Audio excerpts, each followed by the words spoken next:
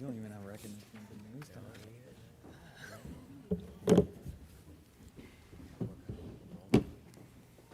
It puts more pressure on you for your presentation. Sure are.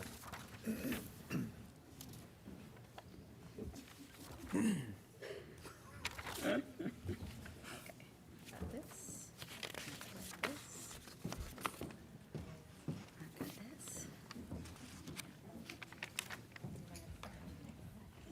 All right.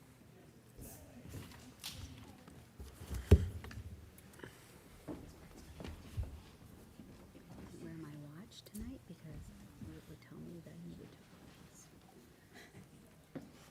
That's what it does. If my heart rate is going fast, it'll be like, relax, reminder. During COVID, it was like, meow, meow, meow.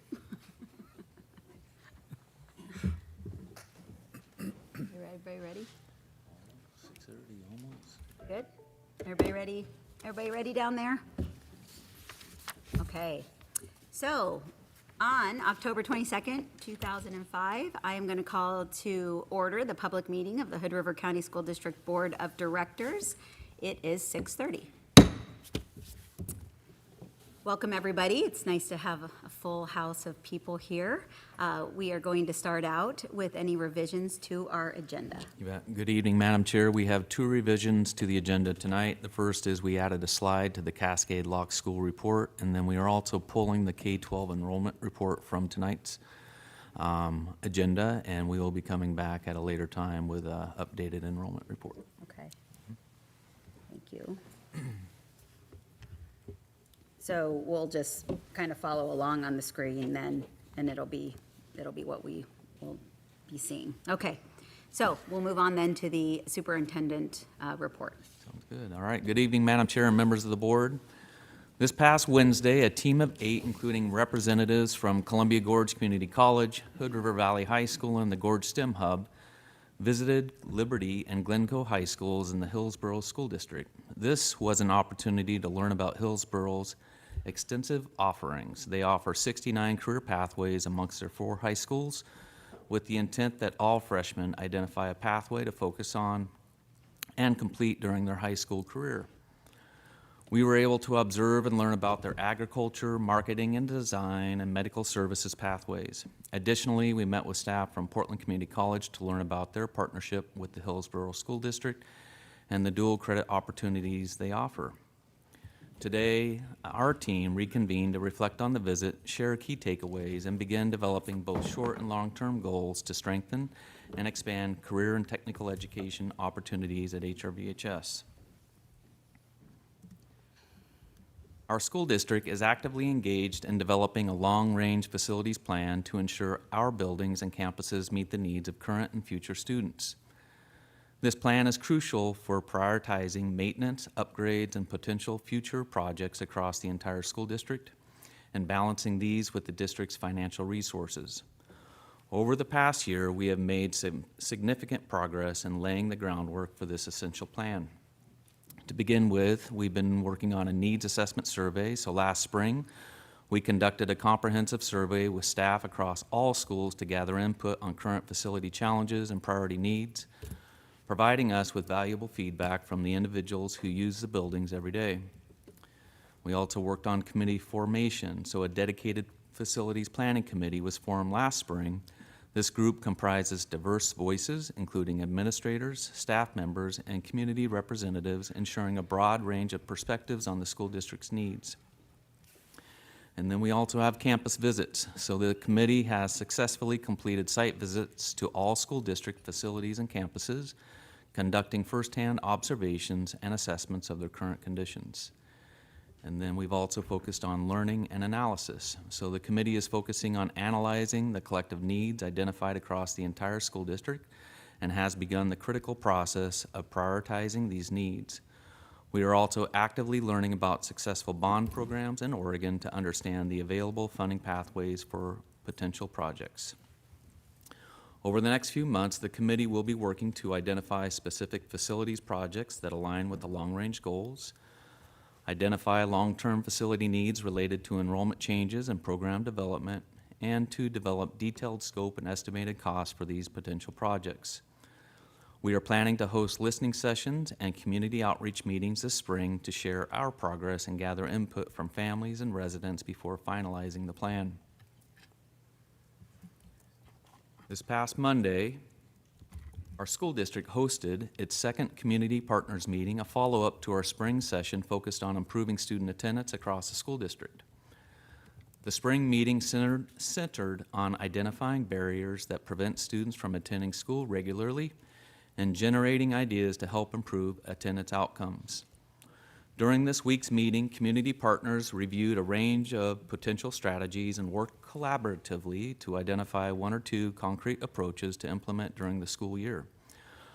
Our primary goal following this session was to develop a cohesive community action plan for these selected strategies, clearly defining roles and outlining the initial steps for moving forward. We appreciate the community partners who joined us and continue to support this important effort to improve student attendance and success. I would like to thank the nutrition service staff at Mid-Valley Elementary for providing lunch for Board Chair Chrissy Wrights and me last week during our school visit in recognition of National School Lunch Week, and to celebrate the staff in our schools who work tirelessly to provide our students with a nutritious breakfast and lunch every school day.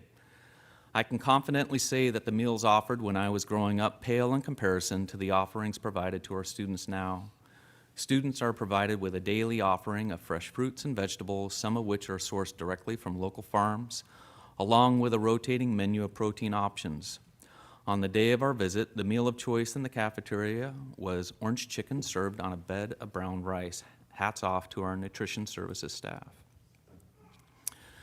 The Financial Advisory Committee met in October to review the school district's finances, confirming a stable financial position for the current year, which is fiscal year 2025-26, and the close to the previous year, which was fiscal year 2024-25, which included maintaining an operating reserve of over $2 million. While the immediate outlook is stable, the school district is actively planning for several significant future challenges. The two primary factors necessitating proactive planning are reductions in federal and state funding and projected increases in retirement costs. First, the Oregon Department of Education has directed state agencies to prepare for potential budget reduction scenarios from 2.5% to 5% due to the state's August revenue forecast shortfall and anticipated federal funding cuts. Second, the school district anticipates approximately $3 million in additional annual PERS costs beginning in fiscal year 2027-28 when the school district's site account expires. Other long-term financial challenges include rising special education costs, costs related to facility maintenance, and challenges with recruiting and retaining key positions in the district. These potential reductions underscore the importance of forward-looking financial management as the school district develops budgets for the upcoming years. The school district remains focused on long-term financial planning and encourages the community to participate in committee monthly meetings, which are live-streamed and recorded for a detailed view of the school district's ongoing financial outlook. Finally, we currently have 2 openings on our budget committee, one for Zone 1, which is West Hood River and Cascade Locks, and one for Zone 5, Mount Hood and Parkdale.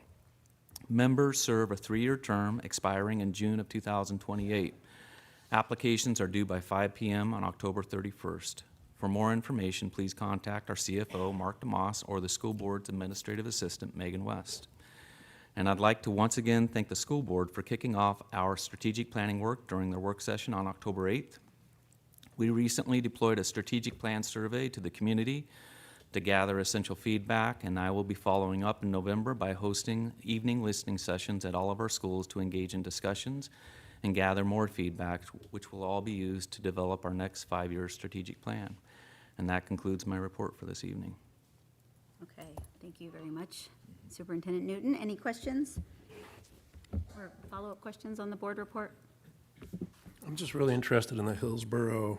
Yeah. It's not really a question, but that's a great program. It is. 69 different pathways like that. And we talked a little bit about that in our strategic planning, the concept that, you know, the real goal would be having every student leave the district with a pathway. You know, it might be college, it might not, but something that fits for them. Yeah. And it sounds like maybe that's along those lines. Yeah. You know, today, just in our discussions today, we talked about exactly that. We also talked about weaving into our next strategic plan, you know, pieces that focus on our CTE programming and so forth. So I anticipate that we will be taking what we learned and putting it into goals and actions and so forth. So it'll be good. We learned a lot. Any other questions, comments?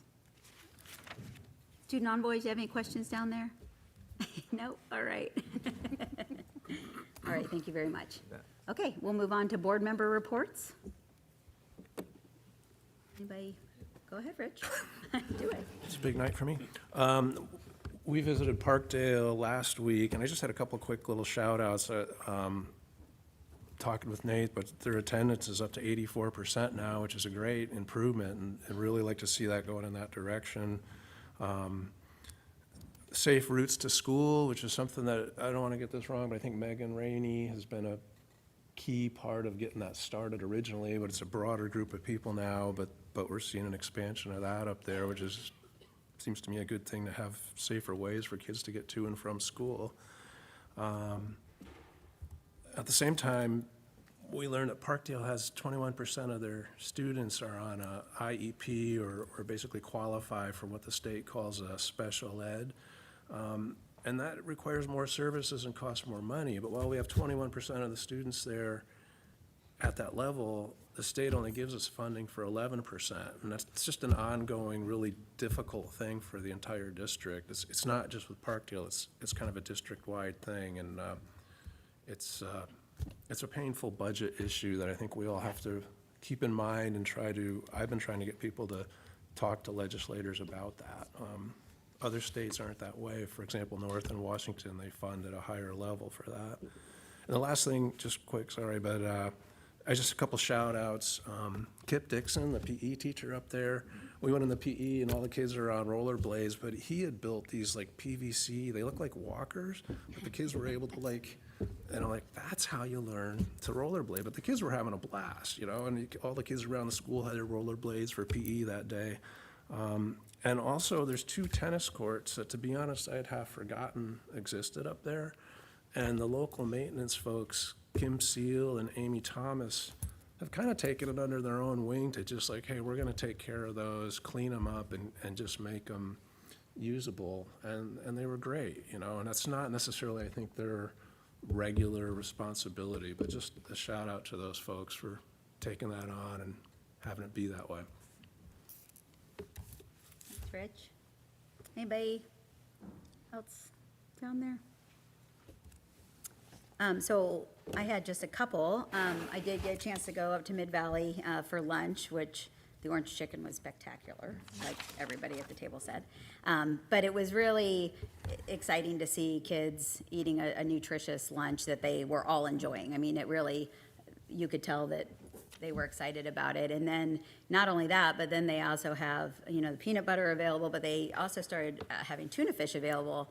And they said that the tuna fish just flies off the tray. They're surprised, but kids love it. So anyway, just kudos to our nutrition services, the whole team for, you know, serving kids good, nutritious meals and making sure everybody gets fed in a way that allows them to do well in school. And then the second thing, or 2 more things that, so I'm on the Finance Advisory Committee, and I really would, you know, I know that budget's not everybody's favorite thing to talk about, but I would really encourage people, if you have questions about some of the things that we do as a district, that we relate to budget, that you come periodically and listen to some of those meetings. Our finance director, Mark DeMoss, does a fantastic job of really explaining why we're doing some of the things we're doing and what the future projections are and why that has to affect what we're doing in the now. So again, I know it's not everybody's cup of tea, but it's the second Thursday of the month. Gosh, it's in my calendar. Anyway. I can tell you. Third Thursday? Okay. It does. But you can check our website, and if you have a little time at 4:00 in the afternoon, which I know people don't, but it's also recorded, you know, you might just listen, because you'll get a better idea of some of these things that Superintendent Newton talks about when he says, you know, these are kind of the things that are happening with our budget and why we have to consider the things that we consider.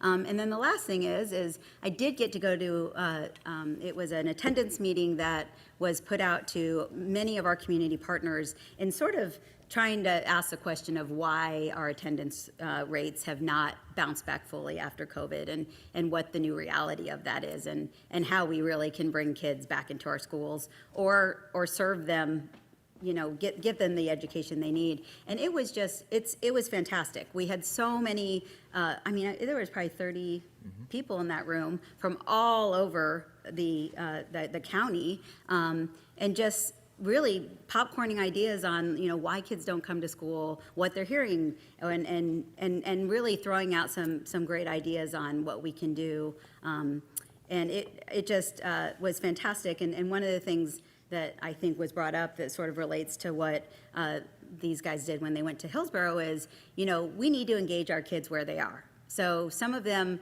don't have a desire or an ability to go on to higher education. So how can we get them ready to go out into the world and keep them in high school long enough to actually give them a good opportunity to be successful when they go out? So that was just a great conversation. We had a lot of community partners that were like, yeah, let's help with that.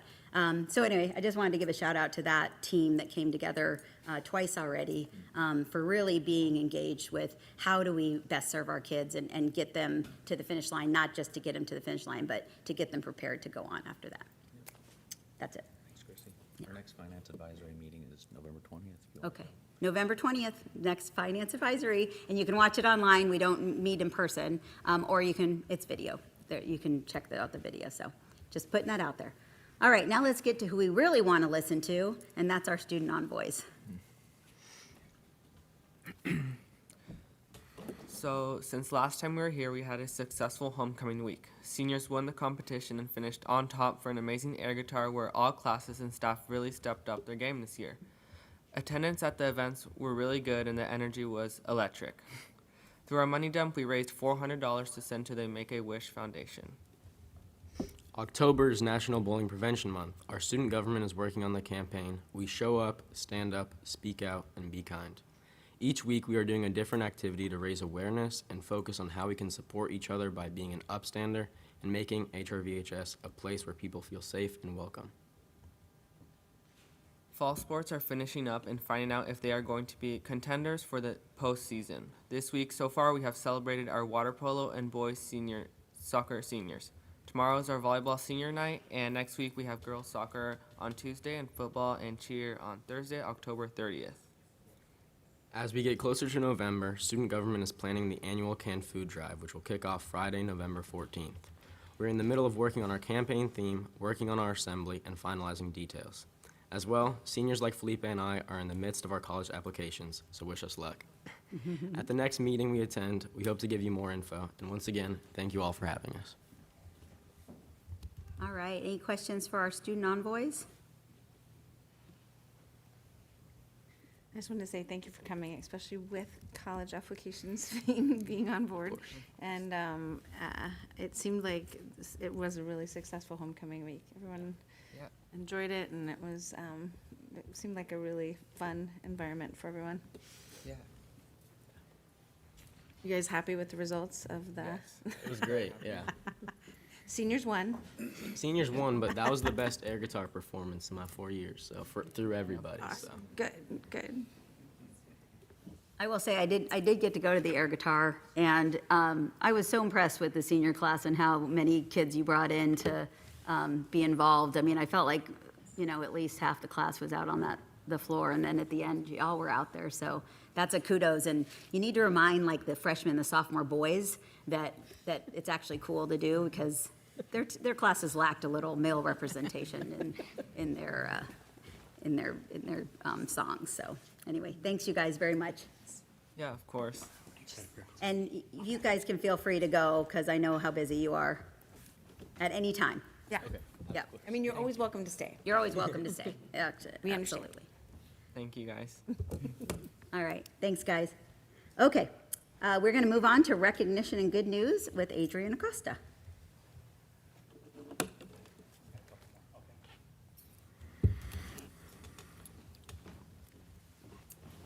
It's all you, girl. All right, okay. Hello. Good evening, Madam Chair, members of the board. Tonight, I am going to be recognizing two of our volunteers that have been regular volunteers for us. We put out that call to action last spring of, with reduced budgets, things like that. Our teachers are taking on, especially at Cascade Locks, taking on a lot more extra little duties, wearing lots of different hats. For example, teaching kindergarten and teaching ELD and teaching small group readings. That's one person doing all of those things and prepping for all of that in their tiny little prep time. So our volunteers have really stepped up and taken on supporting our staff with a lot of those things that are super important, like laminating, cutting, checking the amount of books that have been checked into the library, recoded, repaired, all of that. Things that we could just take off of our teacher and our classified staff's plate. And so, should I call them up? Okay. Sure. So I have Caroline Lips is here, so come on up.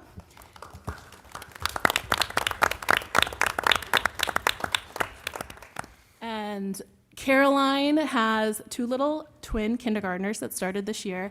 And before the school year even started, she reached out and was like, I'm going to be there. I got 1 day a week. I'm going to come for the whole day. What can I do? And so she, Emily's here. So she has come in. She comes in every single Thursday. She supports during writing time, which is one of our district focuses, allowing the teacher to pull small groups and give a lot of individualized feedback, and then she's able to, support the rest of the kids that are working at their seats. So that's direct instruction there that we're benefiting from. She also supports in the library, again, doing all of those different tasks that come with that. There's a lot of work that goes on in our libraries. A lot of just clerical and taking care of the books. And so I can't even imagine at the big schools how many books are checked in and out every day. And then she's also, you have a third thing? She will getting stuff ready for our Avid, for the teachers doing all the cutting, laminating, all of that, like I said. So we are very, very appreciative of Caroline and all the hours she's put in already as a kindergarten mom. And then our other volunteer here is Emily Merriweather, and she has a 4th grade son. And she has been a person that's been here for multiple years now, supporting us, and was our volunteer of the year last year. But the other day I turned around and she was in the hallway, and she also subs sometimes for our classified staff, and I was like, oh, I just figured I'd come in and help out. And so she was at the kindergarten, 1st grade lockers, helping out there in the library all the time. She runs a regular, every day of the week, a reading group for our 4-5 class. So they're a class that is still blended during their core time. So for that teacher, Mr. Grease, to navigate all of those different levels and small groups, she graciously comes in and runs one of the groups and does novel studies with about 10 kids in the group. So that's something that we wouldn't be able to offer as frequently to those students without those volunteer hours. So we really, really appreciate them, and they're always willing to do anything we ask them, like, oh yeah, I can go cover that. Oh, I can run out to recess. I can help down in the cafeteria. They do it all. So we really appreciate them, and we have some little gratitude gifts for them.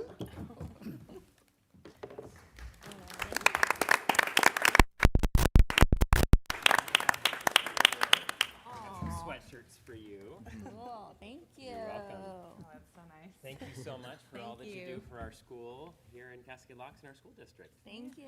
My pleasure. Picture? Yeah, let's do a picture. We do have a picture with our superintendent, so he'll come up. It's a tradition. And do you guys have any words of wisdom for all of us as super volunteers, or anybody listening? Gosh, I don't know. I tried to submit for public comment, but I missed the deadline, so now's my chance.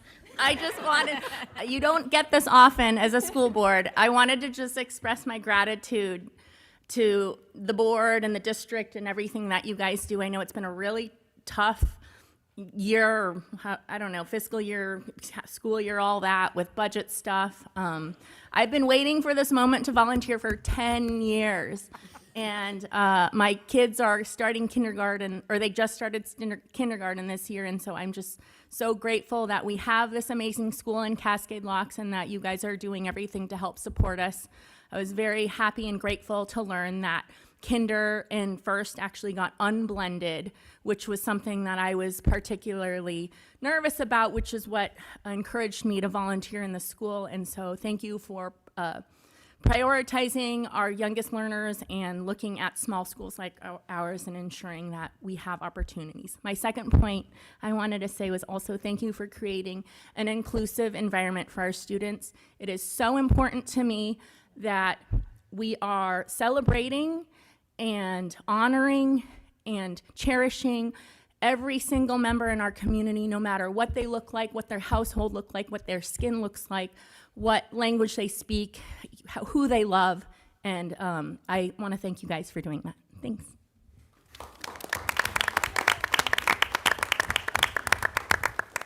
Can I just say thank you both very much for being awesome volunteers. And I wanted to say, like, you know, we did our work session, and actually volunteering and getting more parents in volunteering was one of the things that, like, we talked about, like, for our next strategic plan. And I can remember doing that when I volunteered at May Street, the library duty, and thinking, like, and I did that every week, and it was such a fun job, actually. I really very much enjoyed it. But it was just work that freed up the teachers and classified staff to do what they needed to do. And it was easy. Like, it's not scary. You don't have to be a teacher to come in and volunteer and help out your local schools. And really, our district appreciates it so very, very much. It really does take a community, and our district is better for all our volunteers. So thank you. And I'll add, you don't have to be a parent either. You know, as somebody who has kids that are no longer in my home, sometimes I need a little kid fix. And so you can go in and volunteer, and you can get that, and then you can go home and lay on your couch because they don't come home with you, which is Essinger. Emily's dad dating in the audience, the grandfather who was volunteering. Yeah. Well, thank you guys for volunteering. I mean, it makes a huge difference, and like they've said, it frees up the staff time for them to spend other time with kids and things like that, and it's so important. So thank you very much. Appreciate it.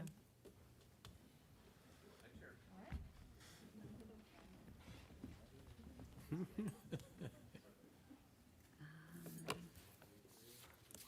not sure how many of these people. One more round of applause.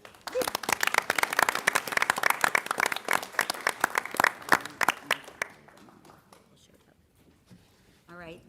Thank you very much again, you guys. Really appreciate that. Okay, we are going to move on to the public comment part of our meeting, and we have quite a few public comments tonight. And so I'm gonna read a statement, and then I will call you up in the order with which you signed up in our computer. So that's how we do it. And then when you come up, you state your name and the county that you live in, and then and you have 3 minutes to speak, and I will cut you off because we have a lot of people here tonight and everybody wants an opportunity, and we actually only have 30 minutes. And so if for some reason you don't get an opportunity to speak, I hope that you'll either, you can sign up again for next week or next meeting, or you can always send the school board and anybody, the administration, an email. But I'm really hoping that we can get everybody allowed to speak. And so I will cut you off at that 3-minute mark pretty quickly. And the other thing I wanted to say was, I won't start it until you state your name. And so you will get like your full 3 minutes of actually what you want to talk to us about, just in case. And then just to let you guys know, a lot of us do take notes during public comment. So if we're not looking at you and you look at us typing, or, you know, just writing something down, it's because we really want to remember something you said, so don't, again, be offended by that. Okay. The Hood River County School District Board of Directors requests comments be limited to 3 minutes per speaker. Speakers will state their name and county of residence for the record. The board appreciates community members sharing information during public comment. While the board does not respond to public comment following the meeting, the chair, vice chair, and superintendent will together determine the appropriate level response. Speakers may offer objective criticism of district operations or programs, but the board will not hear complaints concerning specific district personnel. If public comment exceeds 30 minutes and speakers are unable to make public comment to the board, please submit your public comment by email to our hrcsd.board@hoodriver.k12.or.us, and they will be reviewed by the board chair and the vice chair and the superintendent. Okay. So we are going to start out tonight with Jen Hackett. Is Jen here? I don't see her. Okay. So we are going to move on. Sophie Phelps.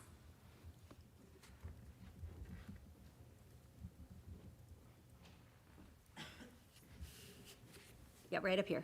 Yep, you bet. Wasn't expecting to go first. You guys threw me off. Okay. Hi, everybody. I'm Sophie Phelps from Hood River County. I'm a teacher at Hood River Valley High School. First, I want to thank each of you for volunteering to be on the school board. I know it's a really difficult job, so thank you. I also want to say that I really love my job and what I get to do at the high school, and I'm excited to share some awesome things that we're doing at a future meeting. Today, I come here in regards to the email that Mr. Donnelly sent to our staff about the assassination of Charlie Kirk. I'm here not just as a teacher, but as a recent alumni myself. While I do believe that his email was incredibly inappropriate and insensitive, I don't think that he's the problem. His email is evidence of a school culture that has overstepped its boundaries for too long. The culture of the district is one that says we welcome everyone of all backgrounds and a diversity of perspectives, but not really. Not if you are conservative or if you are Christian. It says we think that you are wrong and hateful and there's no place for you here. His email was a symptom of this culture, and as an alumni, this culture has had a profound impact on my life and created some very deep hurts. I come from a conservative home, and as a 6th grader, I was targeted and bullied by my teacher for my father's political and religious views. It was a terrible year that set the trajectory for my adolescence. I was embarrassed by my father and wanted nothing to do with him. This strife started when I was 11, and I've just started healing. When I rejected my faith in middle school, I began searching for friends that would accept me. This path led me to some very, very poor choices in high school. Looking back, I would have made significantly healthier choices if it weren't for that teacher persecuting my family's values. I was a junior at HRV during the 2016 presidential election. Teachers were very open about their political opinions. In class, it was apparent that there was a right and wrong view to have, and as a student from a conservative home, I felt very unwelcome. Walking the halls after President Trump was elected, you would have thought the world was ending. My English teacher did a unit on protesting. The art teachers had their classes all create red paintings expressing their emotions. However, it was obvious that despair was the only emotion you could have. Was this freedom of expression or the pushing of a teacher's political beliefs? I don't know. Teachers' political opinions, including my own, have no place in our classroom. Our job is to educate students in a fair and unbiased way. The teachers and administrators here have become far too comfortable teaching or indoctrinating our students with which morals are acceptable and which aren't. This is the job of the family and something the school needs to stay out of. I hope that this incident can move us towards neutrality in schools, both in our classrooms and administration. We do have a diversity of perspectives and backgrounds in the Valley, and we need to honor them by allowing families to set the moral compass for their children and by keeping classrooms neutral. Thank you. Thanks very much. Okay, so just to let you know, when you clap, you're wasting somebody's time. I appreciate y'all showing her support, but you're keeping us from keeping going. So if you can hold off until the end and then you can applaud as much as you want. Thanks so much. It's really not anything but not wasting time because the clock is running on our 30 minutes. Okay, Bob Benton, are you here? I don't believe he is either. He's not here. Thanks. Okay, we're going to move on to Fred Trejo.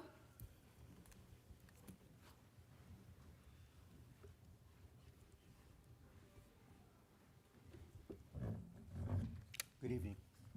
Before I start, I just want to thank you guys for everything that you do. It's not an easy job, and I hear the pay is really bad. And gentlemen, thank you also for being here. Appreciate you. My name is Fred Trujillo. I'm from the Hood River County School District, and I'm a teacher at Hood River Valley High School and the proud parent of a 2020 graduate and a current student in the Hood River County School District. I'm here as a community member to express my support for Jim Donnelly, who is in his first year as principal. With the unfortunate shooting of Charlie Kirk, a prominent political activist, Principal Donnelly, in an attempt to lessen the anxiety of students and staff on both sides of the ever-rising political fence, mentioned the following points for staff to keep in mind. Number one, violence is never acceptable. No matter our disagreements, political violence is something we condemn. Number two, Kirk's views are also not acceptable. Many of his public statements directly contradict our values of respect, equity, and inclusion. Number three, if this comes up, you may redirect students to the learning at hand, or if comfortable, facilitate respectful discussion. Our responsibility is to create space for differing viewpoints within the boundaries of safety, dignity, and preserving all students' access to their education. I will assume that the second comment is what some of our community members took issue with, to which I ask, are Kirk's views acceptable? Are our values not those of respect, equity, and inclusion? Mr. Donnelly also finished the letter with, and I quote, "At HRVHS, we welcome a diversity of perspectives and experiences, but that does not extend to ideas that demean others based on race, gender, or identity. We can uphold free expression and communicate our abhorrence to violence while clearly rejecting views that are harmful to our community." As per part of the district guidelines adopted in 1993, it is stated, "The teacher's role in class is that of a moderator, explaining and defending the rights, privileges, and limitations of all sides, as exemplified in American democracy. Teachers will not force or make mandatory on students their position on political issues or candidates. Additionally, district officials, including board members and all employees of the district, must understand that their personal viewpoint on all controversial issues should not be interpreted as the official posture of the district. Personally, I know that Principal Donnelly's statement about Mr. Kirk's beliefs is not the official posture of the district, and that he is genuinely sorry for any rift he may have caused. We do live in a small Oregon bubble that, more often than not, promotes respect, equity, and inclusion, even though some of our loved ones we live with side by side may still harbor the echoes of contempt, inequity, and exclusion. So ask yourselves, which of those would you choose to promote? I respectfully thank you for your time and listening to my view on this. Thank you. Thank you. Okay, Mika Arusta.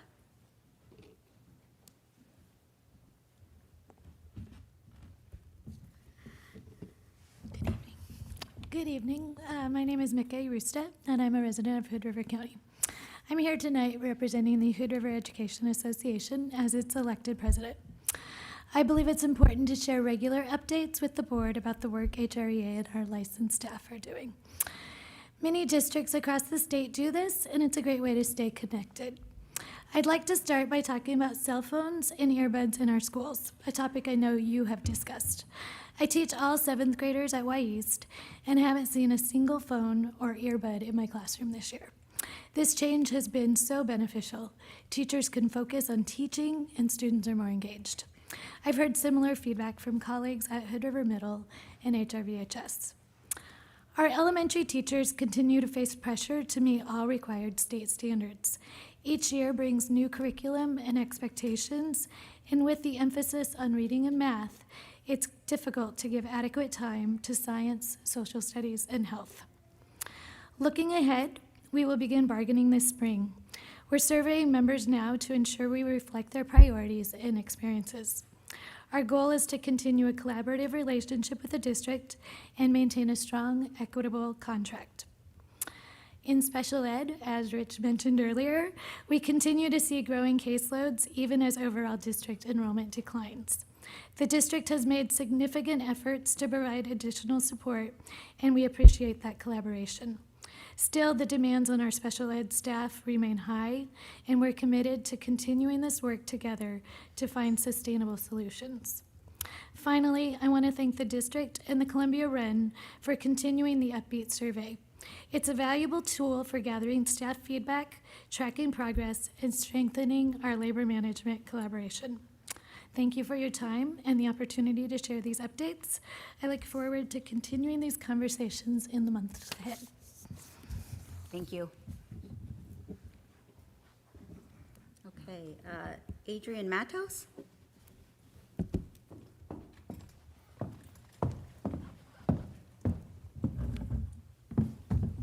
Good evening. My name is Adrienne Matos, Hood River County. I'm a mother of 3 children in the district and a voice for a growing coalition of parents, grandparents, and citizens who care deeply about the future of our schools, some who you will hear speak tonight as well. We've come here tonight out of love for our children, our teachers, and the community that shapes them. We want to be proud of our schools and the educators who dedicate their lives to nurturing young minds. But love also requires courage. The courage to speak when something isn't right and to demand better when our children's education is at stake. Our schools can and must do better. Personal beliefs and political agendas have seeped into our school spaces. Classrooms, teacher apparel, and accessories have become stages for advocacy instead of instruction. We've been told by the administration that certain symbols, such as the LGBTQIA and other sexual minority symbols that represent specific sexual identities and political social movements of these communities, are now magically symbols of inclusivity for our children. Yet the American flag, the one true unifying symbol of our shared nation, is absent, misplaced, and minimized. That's not only disheartening, it's unlawful, violating both Oregon law and the U.S. Flag Code, which clearly state that our flag must be centered and prominent in every classroom. When teachers are free to bring their personal agendas into the classroom, it doesn't promote inclusion, it destroys it. True inclusion does not elevate one worldview over another. We've also seen curriculum content and instructional materials introducing complex and controversial topics about gender and sexuality, subjects still under active public and academic debate. In some cases, classroom materials contains explicit or age-inappropriate content that does not belong in K-12 education.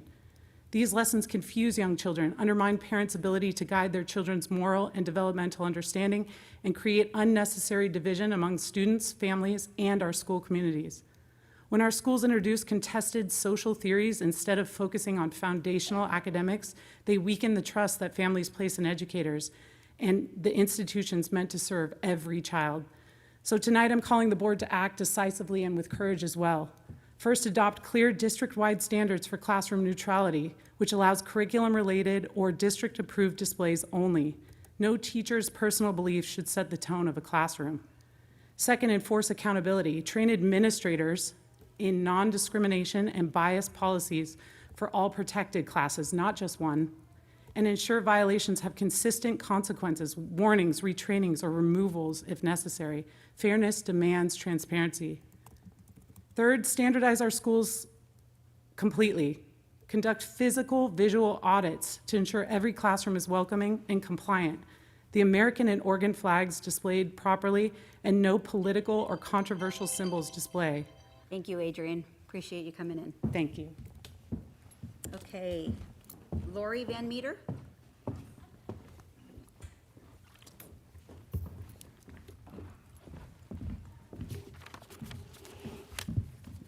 Good evening. My name is Lori Van Meter. I'm Hood River County. Members of the board, thank you for your time and service. I'm the parent of 3 school-age children in the district. I'm also the daughter of a local Vietnam veteran, and I sent you a letter sharing our personal experience. Today, I'm asking for your prompt attention to ensure full adherence to ORS 339875 and the U.S. Flag Code. As you know, Oregon law requires schools to provide an opportunity each week to salute the flag and recite the Pledge of Allegiance. I want to specifically highlight your responsibility under subsection 1, which states, each district board and public charter school governing body shall. For my family and for many families of service members, the opportunity to honor the flag is not about pride. It's an act of gratitude that our loved one made it home. It's one of the few moments we have to quietly recognize that sacrifice, and it's deeply hurtful when that's disrespected. Unfortunately, many students, including my daughter, experience embarrassment or intimidation during the pledge. She feels deep moral conflict in asking her teacher and classmates to be respectful when she is one of the few who stand. Some have even noted that they cannot locate an American flag in their classroom and are left standing awkwardly while other students and sometimes teachers ignore and talk over the pledge as it's read over the intercom. The American flag must be the most prominently displayed flag, at the same height or higher and never smaller if placed with another flag. I want to be clear, I'm not here to attack the pride flag or the people it represents.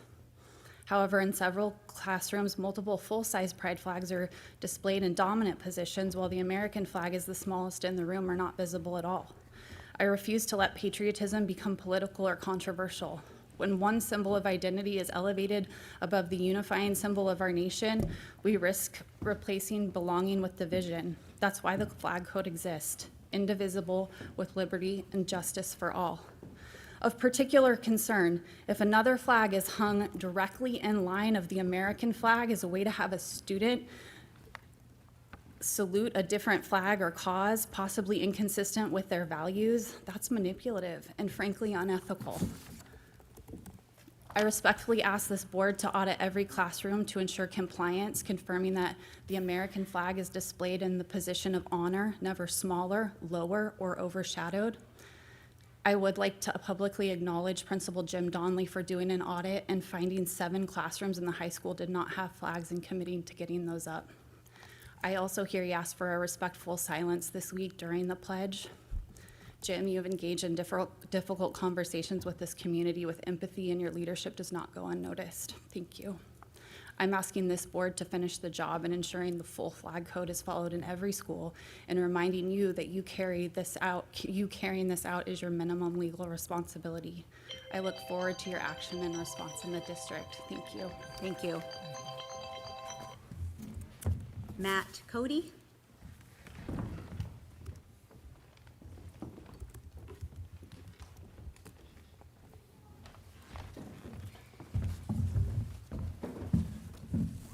Good evening, I'm Matthew Cody. Thank you everyone for all your dedication and hard work for our school district. I do appreciate it. Due to some of the graphic or sexual things that go on in our schools, I would ask if there's any children in here if they could leave or cover your ears, because this shouldn't belong in our schools. And I'm going to quote, "I got a new strap-on harness today. I can't wait to put it on you. It will fit my favorite dildo perfectly. You're going to look so hot. I can't wait to have your cock in my mouth. I'm going to give you the blowjob of your life. Then I want you inside me." That's just one quote from that book. It was made aware of me by my child. I have 3 children, or 4 in the district, and it made me very upset that this is available to our school-age children. Another book, this book is gay, includes section titles. A word on porn, gay virginity, boy on boy sex, handies, blowies, girl on girl sex, bumming, oral, strap-ons, toys, trans sex, and why are gay men so slutty? Gay dating sites, referring to pornographic material, Grindr, and I'm not in any of that. And I am very upset that this is available in our schools. I urge our district officials to support removing these books. I'm not a book banner, but these are not appropriate for our children. And these books include offensive, sexually explicit depictions, instructions that are not grade level or age appropriate. They do not enrich learning. It's not a learning thing at all. And they expose minors to pornography. If you were to take that book anywhere and start saying that, apparently it's protected in schools, which is sickening to me. And I urge you to reconsider what we're putting in our children's minds. Thank you for your time. Thanks, Matt. Michaela Keller.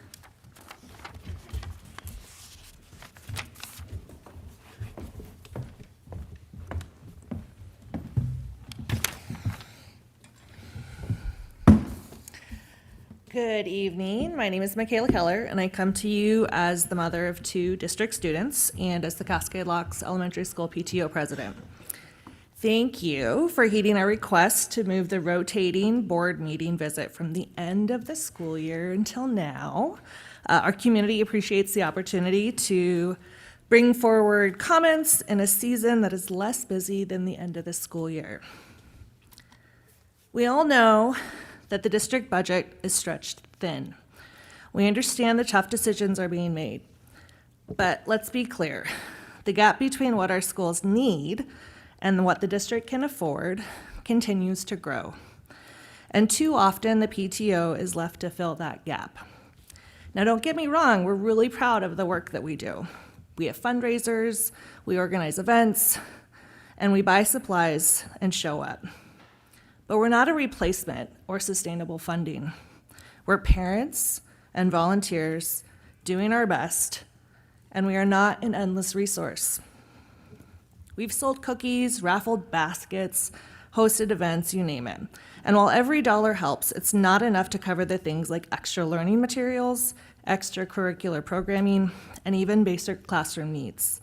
It's simply unrealistic and frankly unfair to expect a small group of volunteers to make up for systemic funding failure. This is not about numbers on a spreadsheet. It's about the kind of education that we believe our children deserve. They deserve teachers with the tools that they need, and they deserve a safe, enriching environment. They deserve opportunity. So tonight, I'm asking for your support, not just for PTO, but for a broader push to help prioritize educational funding at every level. I know that you do this on a regular basis, but most importantly, to help us ensure that the kids aren't the ones that are paying the price for the broken system. So I come to you with a request to help bring PTOs and other community members, as you have been, into your fold and into your process so that we can all be on the same page together, working towards supporting our students and children. Thank you. Thanks, Michaela.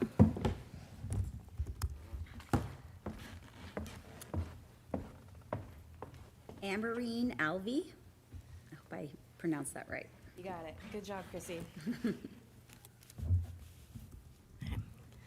Give myself a breath. There's a few heated comments in there. My name is Amberine Alvey. I am a resident of Hood River County, and I have a child in Cascade Locks Elementary. First of all, I'd like to thank the school board for engaging with us. You guys are probably pretty familiar with my face by now, and I haven't always come with like smiles. But I can personally say, especially Bill, Chrissy, Corinda, Rich, thank you.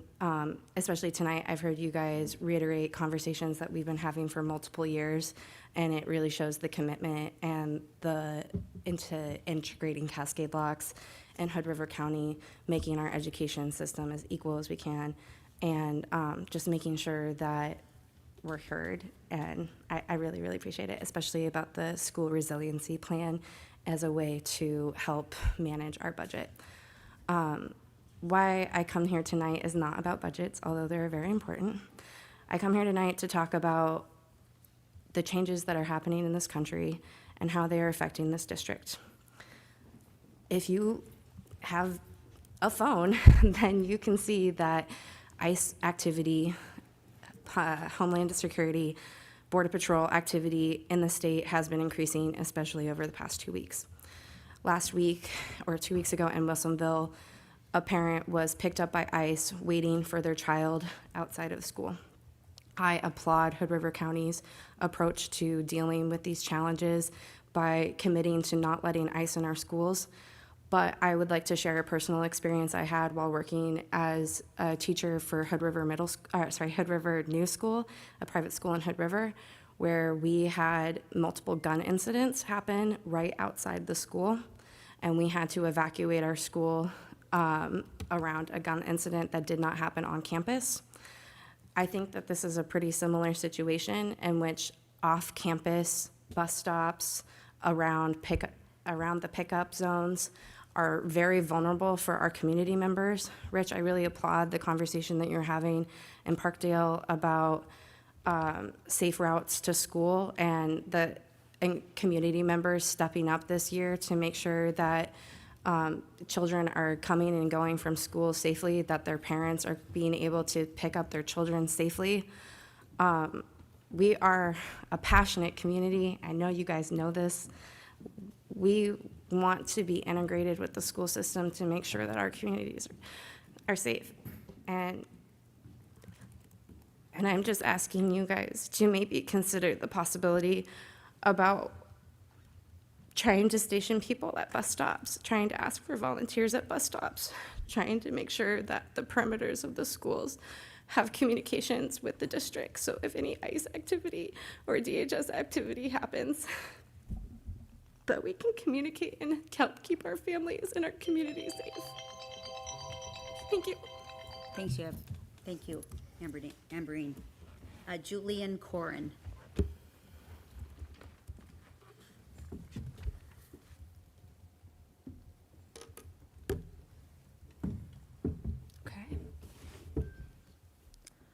Hello everyone, my name is Julian Corinne. I am from Hood River County and I am HRVHS's Gender Sexuality Alliance President. We are a large club at HRVHS with a total of 57 members and a large community presence. Some of you might have even seen our booth last year at the Christmas parade. Anyone is welcome in GSA. The pride flags hanging on our teachers' walls means inclusion of all students and we honor that value. But I'm here today to talk to you about our gender neutral bathrooms. We have made a long way for acceptance of all our students, but there are still some concerns that I have. It is a common occurrence for myself and many other students to have to wait long periods of time between each of the 3 single-use gender-neutral bathrooms, making us miss important instructional class time. I understand that this can be a tricky subject due to budget costs, differing views, or worries of student misbehavior. But every year, many other students and I spend the day wondering if we are going to be able to use the bathroom quickly, if at all, or have to go back to class because all 3 single-use bathrooms have someone in it. Multi-stalled, gender-neutral bathrooms would alleviate this issue and reduce the time spent searching for a safe space to use the bathroom.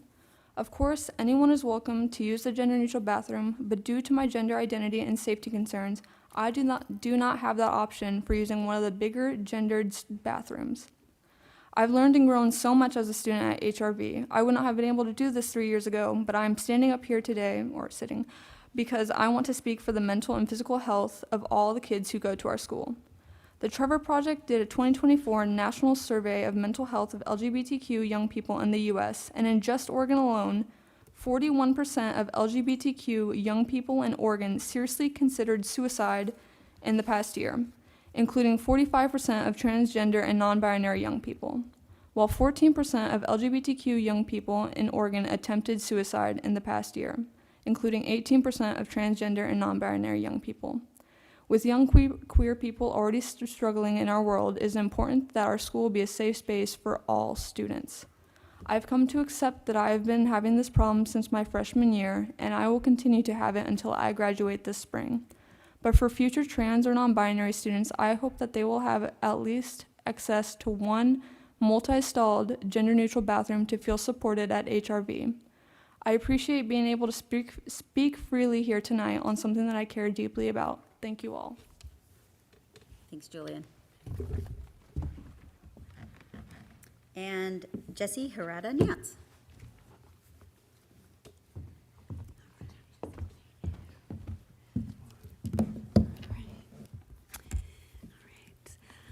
Hello, my name is Dr. Jessie Nance, and I'm a resident of Cascade Locks, Oregon in Hood River County.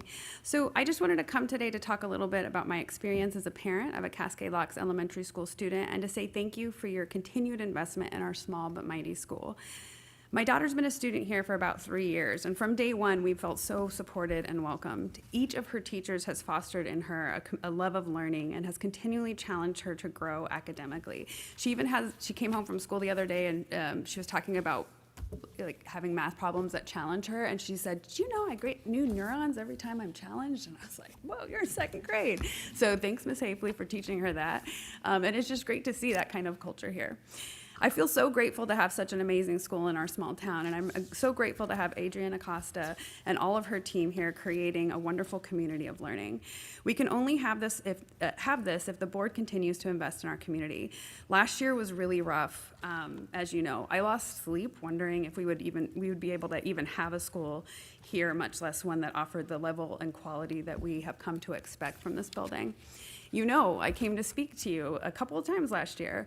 And I just wanted to say thank you for listening to all of us who came, and thank you for continuing to give Ms. Acosta what she needs to give our students the best. We're heading into uncertain times at the federal level, as you know, and as you spoke to. I just ask that you continue to do what you're already doing. Remember that every child in this district deserves a chance to get a quality education within their community. And remember that you have so many community members here who are ready to help. Call reps, write letters. Yes, let's do it. We are here to advocate so that every child in the district gets the education that they need to grow and to thrive. And I just wanted to say thank you so much for your continued commitment to providing inclusivity in our schools. Again, as a parent, it makes me feel really great that we live in this community that values such inclusivity. Thank you. Thanks, Jessie. Okay. We did it. Everybody got a chance to speak. So thank you all very much. And yes, applaud all your speakers. Really appreciating people letting everyone have the opportunity since we had so many. And thank you all for coming in tonight. I know it's late at night and hard to get here, but we really appreciate you coming in person and showing your support and hearing your comments. So appreciate that. Okay, we are going to move on then, and you are welcome to leave. We would love if you'd stay. We talk about a lot of really great stuff. But again, understand if you need to leave at any point, just slowly slip out. And again, thanks for coming. Okay, we're gonna move on. I hope everybody had an opportunity to look at the consolidated reports and the consolidated action. And if you got an opportunity and would like to make a motion, I will take one for this consolidated action. I move to approve the consolidated action as presented. I'll second. Okay, moved by Dave, second by Corinda. Is there any discussion? All right, hearing none, we'll go for a vote, and I think it's me. Corinda? Aye. And Monica? Aye. Brandy? Aye. Rich? Aye. Dave? Aye. And the chair votes aye, so that passes unanimously. Thank you. All right, let's move on into reports and discussions. We are going to start with Adrienne and a Cascade Lock School report.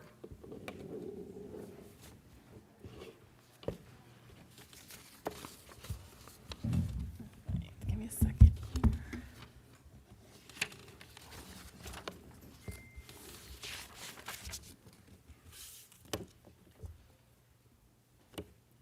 Okay. I would like to invite a few people up to share the stage with me tonight. Miss Lacey Grease is going to come up and sit with me, and she's going to speak on a couple things. And then I have 5 of our school's avid ambassadors here. So if I could have Avery, Amelie, Kinsley, Eleanor, and Bring some chairs with you. Okay. Reagan, come on up.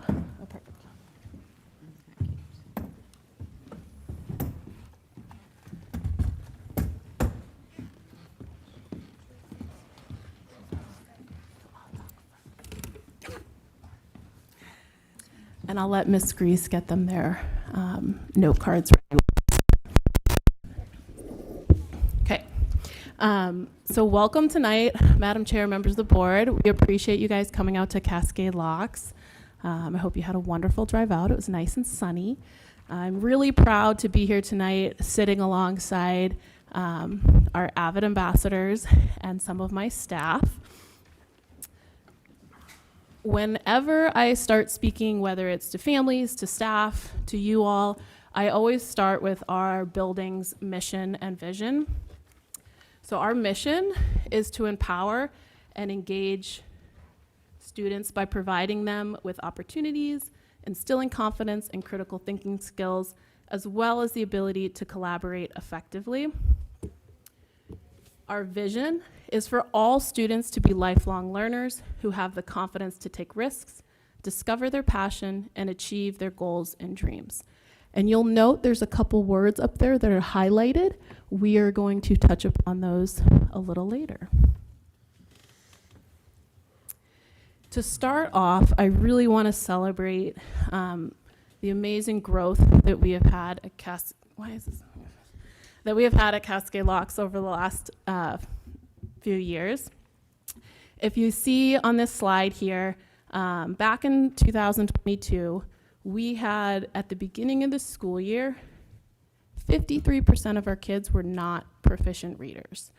So they were coming in well below, multiple grade levels below. This year, in the fall, we are starting at just 33%. So our students are gaining skills, maintaining those skills, and showing up each year at a higher and higher level. And then the green and the blue combined are the students that are at or above grade level, and that's at 49%. So 49% of our kids walked in the door this year at or above grade level. Basically a flop from what we used to have. And then this is just some more data. I shared this last year. I shared this with my staff at the beginning of the year, as well as with families at our open house. And our spring data, so at the end of last year, we had just 22% of our students that were at risk for reading. And again, you can see that the 3 years before that, we had 37%. So every year, our at-risk students is shrinking, and our at and above is growing consistently year after year. The same trend is true in math. So you can see here, this fall, we had more kids show up in the green than we have in the last 2 years. And then this is the end of the year graph from last year with this huge section of green and this teeny tiny little section with just 5% of our kids at significantly below, 2 or more grade levels below. So we are really proud of what our students are doing every day and what the staff are doing and what our families are doing to get these kids to where they are. Another piece with that we've really been focusing on is our attendance, because it wasn't great. And we set goals each year to grow our students who are regular attenders. And you can see, again, back in 2023, only 50% of our kids were coming 90% or more of the time, which was pretty scary, which kind of correlates to those reading and math scores that we saw. And at the end of last year, we were improved to 67% of our students coming 90% or more of the time. So far this fall, we've done a quick check-in, and we're at 86%. Oh, is that? I feel like I can't hear it. Sorry, not a public speaker. But is it on? Can you hear me? Okay. Yeah, we can hear you. Good job, It's Lacey. embarrassing. Okay. We use a handheld here at Cascade Locks, right, guys? So yeah, we've been working on this, and how have we gotten that growth? It's through working with our families, having that open communication. So we start every year at our open house. All of these families that were here tonight, they've heard it from me every single year. Our students hear it. They're in the audience for our open house as well. So we talk about the importance of attendance. We talk about what that 90% or more means. I send out a weekly newsletter, and multiple times throughout the year, I will send updates on where we are. So we set that goal of what we want by the end of the year, and I update the families. We also send individual trackers, so all the students get a little sheet that says you're at 92%, you've missed this many days. Your goal to get to the end of the year is to hit this percentage. And then every time I speak in front of our families, at every family night, spring concerts, all of that, I start the night by updating them on our attendance. So next week we'll have a literacy family night, and one of the first slides is going to be an update on where we are with our attendance. Again, I've spoken about this in the past. I preach this to anybody that will listen to me.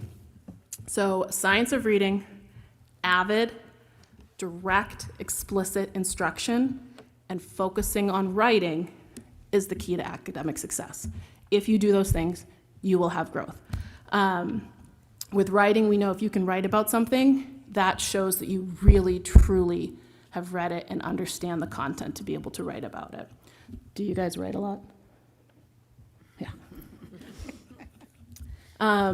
Another thing that we're really proud of, we've talked about a little bit, we have an upcoming AVID showcase. So Cascade Locks is being noted as an AVID showcase school. So the AVID universe out there, their website, you can go on it, you can sign up to come to our school and see the strategies, the type of instruction, the culture that we have, and our teachers, myself, students will all be presenting. We have, so far, I think there's folks from Hillsborough signed up to come. There'll be folks from in-district. You all are invited to come that day to see what we're doing, to hear from our students, to hear from our staff on how AVID makes a difference and how that really is one of the foundational things on why we're having so much success at Cascade Locks.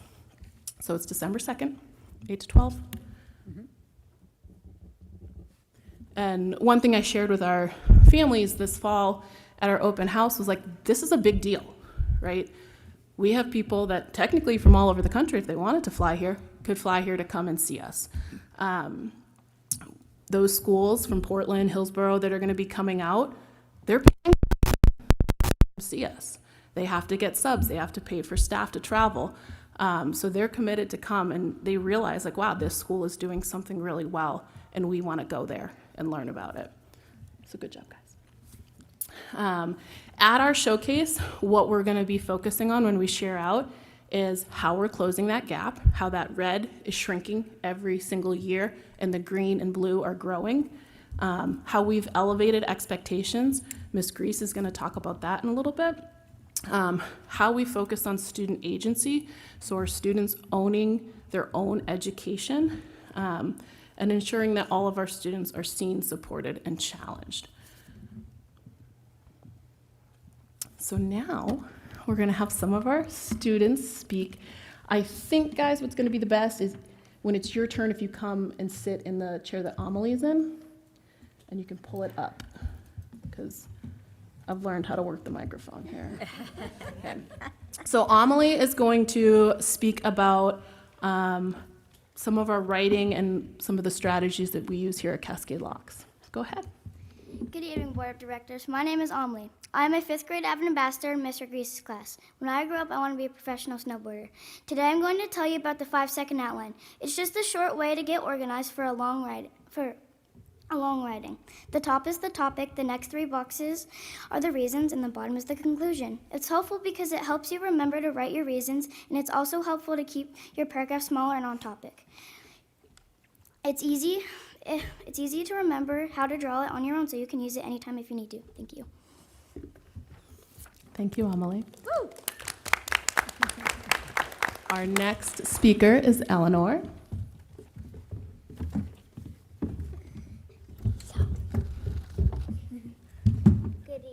Good evening, Board of Directors.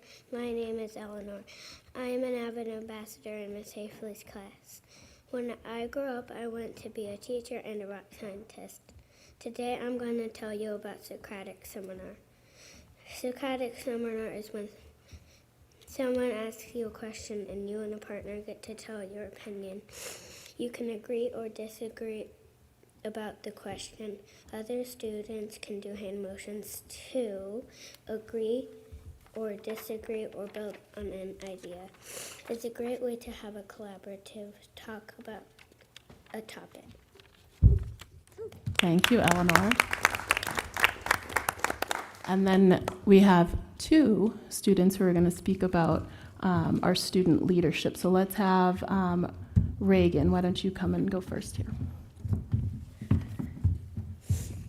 Good evening, Board of Directors.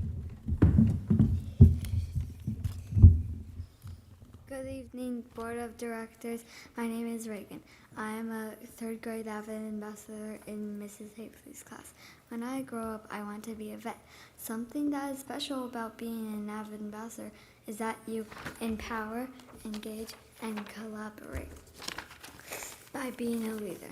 Avid ambassadors can help other kids remember the expectations in class. We get to do the assemblies by speaking in front of the whole school with the microphone. We talk about the monthly character traits. We announce the Eagle Egg winners. On Mondays, we lead the morning message and share the events that are happening that week and lead the Pledge of Allegiance. We also sometimes have meetings with the teachers to prepare for the assemblies and raffles. Thank you, Reagan. And then Kinsley's going to come up as well.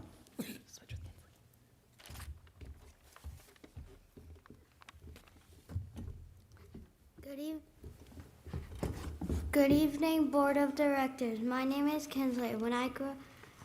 I am a 4th grade Avid ambassador in Mr. Grease's class. When I grow up, I want to be a singer. An Avid ambassador empowers, engages, and collaborates.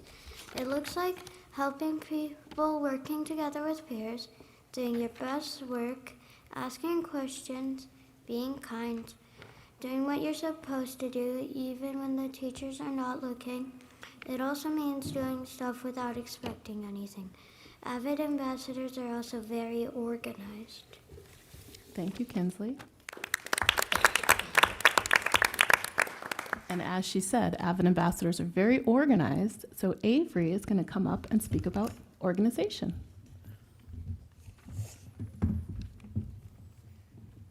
Good evening, Board of Directors. My name is Avery.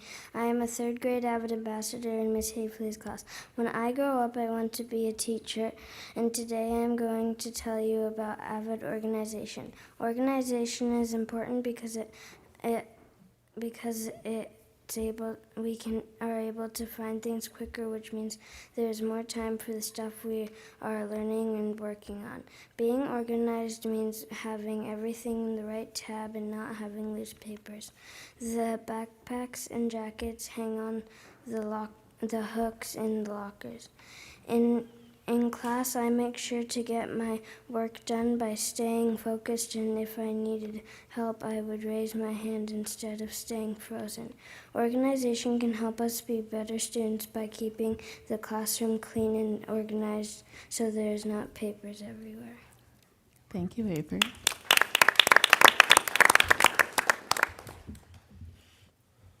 So wow, right? These are Avid ambassadors. I would say Miss Grease and all of our students that are in the audience and our families, if you know our Avid clap, can we give a big Avid clap for our Avid ambassadors? Ready? Okay, we have a couple more slides and you guys can stay up here. But Miss Grease is gonna come and take your seat, Avery, so you can switch with her. I'm going to speak a little bit on our collective educator agency. So this is something that I believe in Cascade Locks we are very, very strong at this, and we have it as a core value. Our staff are all aligned and have that same vision for what we're all working on together. So together, so that's teaching those Avid strategies, making sure our students are doing really high level things like Socratic seminars, like constant writing. When you guys leave, if you walk down our halls, there's a lot of writing up in the hallway. Our students are always, always writing. Breaking down barriers, so figuring out what's stopping our students from learning, and our staff step up and figure out ways. I can take them for this 20 minutes. What if I do this? What if I meet with you and create this, reading group, and we have one of our volunteers come and do some extra work with them? Another huge piece is aligning the work. We share students, right? We have teachers. Who here has more than one teacher during their day? Every single one of them. So we have homerooms. They go out for core instruction. They come back. So aligning that work and making sure that we have the same expectations between every single classroom and that we are teaching in the same way. So when our 3rd graders leave Miss Hafley's room in the morning, go over to Miss Getch's for their reading and writing and math time, Ms. Getchus is teaching writing the same way that Ms. Hafley's doing it, because when they come back in the afternoon, they're going to do some more writing. They're going to be writing about science and social studies. So they have to be aligned with how they're teaching writing, what graphic organizers, what they're calling things, topic sentences, all of that. So our teachers are very aligned, very, very collaborative. And you'll constantly see them, as you can see in these photos. They're working together, they're showing each other strategies, they're teaming up, they're meetings in the morning, they're meeting after school. It's pretty amazing to watch, and it's something that I'm really proud of, and it makes my life as a principal so easy. My staff show up and do their jobs. And then advocating for students, they have voices, and they are constantly, every time Bill, Gus, Amy, anybody is here in the building, Chrissy, when you pop over, they're talking to you, right? And they're telling you what they think and what they need. And luckily, we have been very supported, and we've been given a lot to work with our students, but they are big advocates, and we couldn't do all this work without the way that our teachers teach. And now Ms. Grease is going to touch on some more of our AVID. Okay, good evening, Madam Chair and members of the board. My name is Lacey Grease, and I'm the Student Support Specialist here at Cascade Locks Elementary School. I wanted to speak tonight to share our journey in becoming an AVID school and how we are rocking it. So we became an AVID school in 2020, and this added to our systems of support that we were already implementing, PBIS, Positive Behavior Interventions and Supports, which established our behavior expectations and created our reward systems. However, a couple years after becoming an AVID school, we had students point out to us that it felt like we had two different standards for them.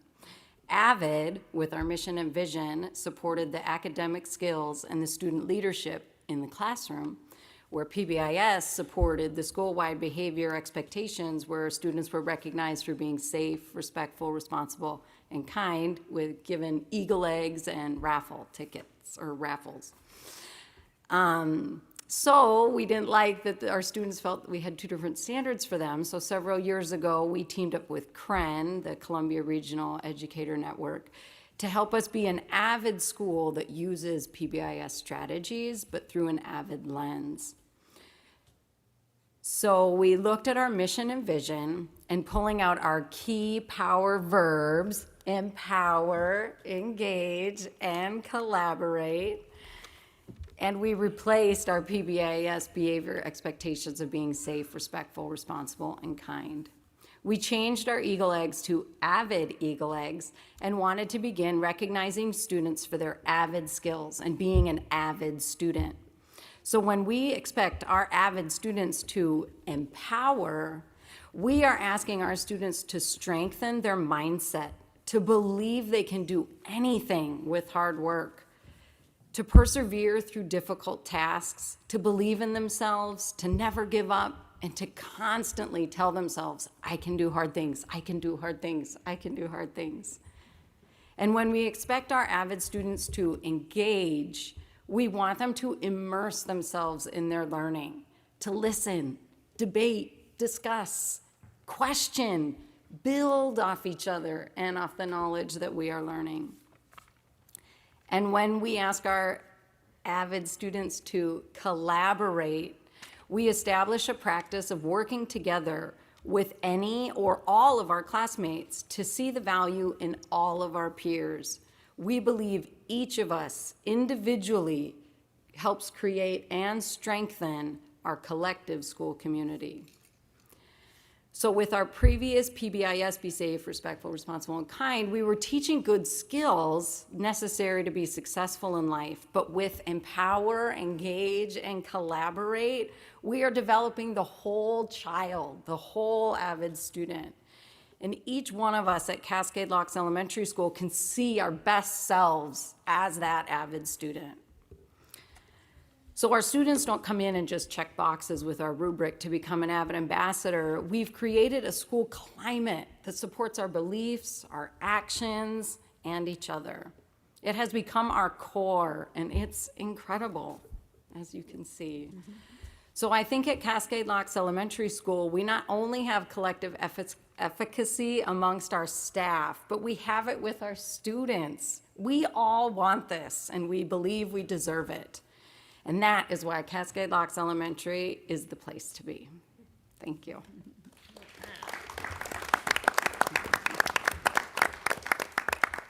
Thank you, Ms. Grease. And I love that as, you know, Ms. Grease was talking there, our students are doing our motions, and I saw out of the corner of my eye, we had parents, right, that are doing it.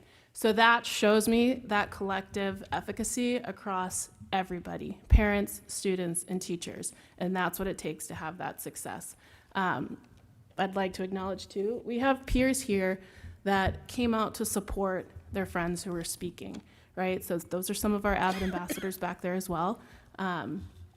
And so I think that showcases a lot. They came here on their night off when they could be home watching TV, right, hanging out, and they came here to support everybody in the back. Do you guys have any questions for my lovely friends here? I don't have questions, but I'd like to congratulate and encourage you guys to keep going. It's such a wonderful, heartwarming to see the students and the teachers and the families come together with it. It's amazing. I want to say you guys did an amazing job, really well done. Is it, I know you guys lead your assemblies here. Is that something, do you guys all like doing that? Is it scary? No, it's not. Good. Is it, does everybody try to do it? Does everybody want to do it, or? Have you guys all led an assembly? Yes. Oh, cool. All right. I love that you guys came, and I really wanted to say I appreciate Adrian bringing both staff and students. It's actually really wonderful to hear from a whole range of people when we come and talk about it. So thank you very much. It was a great presentation. I loved all of you guys presenting and speaking about different parts.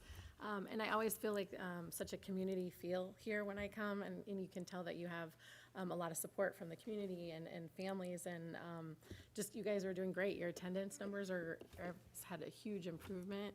Some of your other scores are definitely going up, and obviously you're on the right track. So thank you for you and your staff for everything you guys are doing. It's great.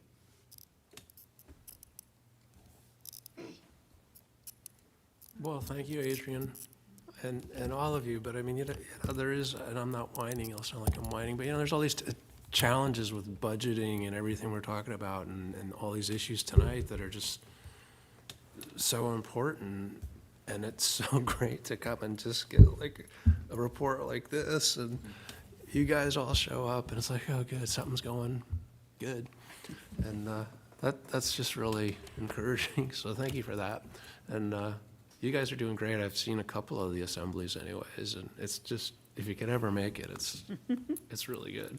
I don't think I got to do that in elementary school, and that was really interesting, the crossover PBIS and AVID, and that was kind of enlightening for me to be like, oh, okay, I get that now. So, thank you. You know, recognizing those things and making the adjustments. And I'd just like to point out, you guys have such an amazingly supportive community. It's just heartwarming to come here for a meeting and to see all you students get up and speak eloquently. And just realize I'm just super impressed by your efforts toward collaborative efficacy. I love that term. It's kind of new to me. It's growing, so thank you for hosting. I'm sorry, Adrian, that no one clapped for you, but That's fine. everybody else got I some messed good up the ones. mic and it was just awkward. So I can just easily see why you guys are a avid showcase school. You just really not only are doing great things, it's so exciting to hear about all the improvements in your academics, but the collaborative efficacy is so ingrained in your school and in your community, which is just awesome. And so it really is a good teaching point for all of us in a district and beyond. And so thank you for just being that standout for our district. The couple things that I heard that you said that really stuck with me is the collaboration between families and the school and the students, the teachers, staff, and the students is really just everything, and all being on the same page. And I love that, you kind of saw what the kids were saying to you, and then you adapted, and it just makes more sense this way. And we can just always learn so much from listening to our students. And then the thing that I love that you pointed out, Adrian, is the correlation between attendance and your increase in academic success. It's so important for all of us to hear, and really such an important message to share, that when you're in school learning, you're just going to do better. It just seems to make sense, and I really appreciate you having that relationship with your families to get their kids here and give them the chance to really learn. So you guys were awesome. Being public speakers is going to just serve you throughout your whole lives, and you can all be school board members someday. Yeah. Thank you Can I guys also say very one much. thing? I just want to say too, thank you for taking on that responsibility of being an Avid Showcase school. I imagine it's actually a whole lot of work for you and like all of your staff in the district, and I just really appreciate that. Avid has really meant a lot. I know, like, for me on being on the board, and I really very much appreciate all the work you do, so thank you all. Yeah. And thank you all for coming. That was really nice. On that, I do have a little comment. That collective efficacy that we have is something that our teachers have seen the results of this, and they want other teachers to know and learn. So it is more work for them. They have to write up lesson plans for that day and have to submit them because the people coming are going to want to see what it is. We have a lot of extra planning time that they have to give up to prepare for this. And so, they step up to that because they know that they want all kids, not just Cascade Lock kids, to grow and learn. And so they know that, and I really push to them, if we show them, they'll come and learn. And last spring, we had a lot of teachers from the other buildings that came and then came back. So they were like, I need to come for a whole day. I need to see that first grade classroom for a whole day, not just that 20 minutes that I was in there. So the other teachers are, that collaboration between buildings is happening and growing. And I stress that with my teachers, that's important. Like, our job is to spread it beyond our walls. So they're putting in the work for that, so they should be acknowledged for that. Well, please thank them for us. I will. Thanks. Good job, guys. Thanks, you guys. Thank you.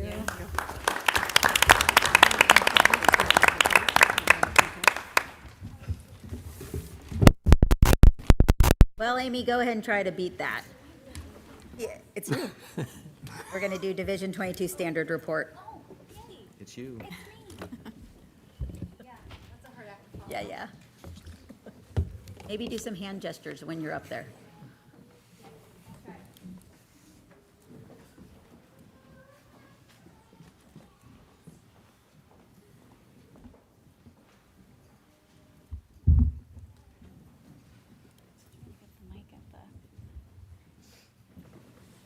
You get 2 in a row from me. For that. Sounds great. All right, so I am gonna start. Can you hear me? It doesn't sound like you can hear me. Can you? You can move it towards you a little bit. I don't really want to with what happened to Adrian. Just don't touch it a lot like Okay. Adrian did. Okay. So this is our annual Division 22 Standards and Assurances Report. And remember, we're reporting on the 24-25 school year. Okay? I'm going to give you an overview. This may be a review for some. So our Division 22 standards are our standards for public elementary and secondary schools. The standards that the Oregon legislature or the state board has determined must be met in order to be a standard school district. And compliance with these rules ensures just a baseline level of service across the state. So the categories, there are 5 categories. We have high quality learning experiences, aligned and focused educational systems, engaged partners and communities, safe and inclusive schools, and then committed and supported staff. And then within those categories, I'll give a couple examples. So high quality learning experiences, you've got your diploma requirements, instructional materials adoptions, engaged partners in communities. You've got complaint procedures, educational equity advisory committees, aligned and focused educational systems. You've got required instructional time, comprehensive school counseling. Safe and inclusive schools includes the substance use prevention and intervention plan. Every student belongs. And then we have our committed and supported staff with teacher and administrator evaluation and support. So the requirements of each rule, we get a lot of resources from the state to support this. So they give us, I was just gonna share this with you, a really great tool that outlines, I'll just scroll through, that outlines all of the rules. They provide a summary of the rule and any updates or changes. And this is what we use to track as a school district whether or not we're meeting those rules. So this is a collaborative effort. There are different people in our district that are leading different priority areas, and so it's a collective effort. I share this out, and then certain people, dig into the rule, and then they determine whether or not we've met, and they have to add evidence to this document that I then review to bring this report to you. So I was just gonna scroll and show you how long it is. I didn't count them, but it's pretty long. There are a lot of rules. But I like compliance and organized tables, so this is a really helpful tool. Okay. So we go through that. They provide that summary for us, and that's a tool that we use. We look at, of course, we consult the text, look at the rules, and then they do share out twice a year newsletters that just kind of clarify existing rules. They provide insight on how some standards have changed and different things we should be just thinking about moving forward. Okay, so what are the Division 22 standards assurances? So we have a combined accountability model. We report annually on compliance with each standard and include an explanation and corrective action plan for any rule that we are, with which we're out of compliance. So we have the local accountability where I report to the school board by November 1st, and then I make that report available on our website. The state accountability, I have to submit a report to the state by the 15th, and that includes the minutes from this board meeting, this presentation, and then our big long checklist that we also have to post on our website. The why. So we, the Division 22 Standards and Assurances Compliance, it signals to our commitment to providing that high-quality educational experience and equitable opportunities for all of our students. The Division 22 standards articulate the floor of the education to be provided to students and not the ceiling. So this is kind of the baseline, and then we, of course, have additional supports and resources that we provide for our students beyond that. Assurances process offers an opportunity for districts not in compliance to reflect on those areas that need attention, and then districts would receive technical assistance from the state. So what happens if a district is out of compliance? ODE would review the district's proposed corrective action plan and either approve or reject that plan. If the plan is not approved as submitted, ODE contacts the district and provides technical assistance and support. Once the district has an approved plan in place, ODE specialists may continue to provide support as needed. And then the corrective action plan must be completed by the beginning of the next school year.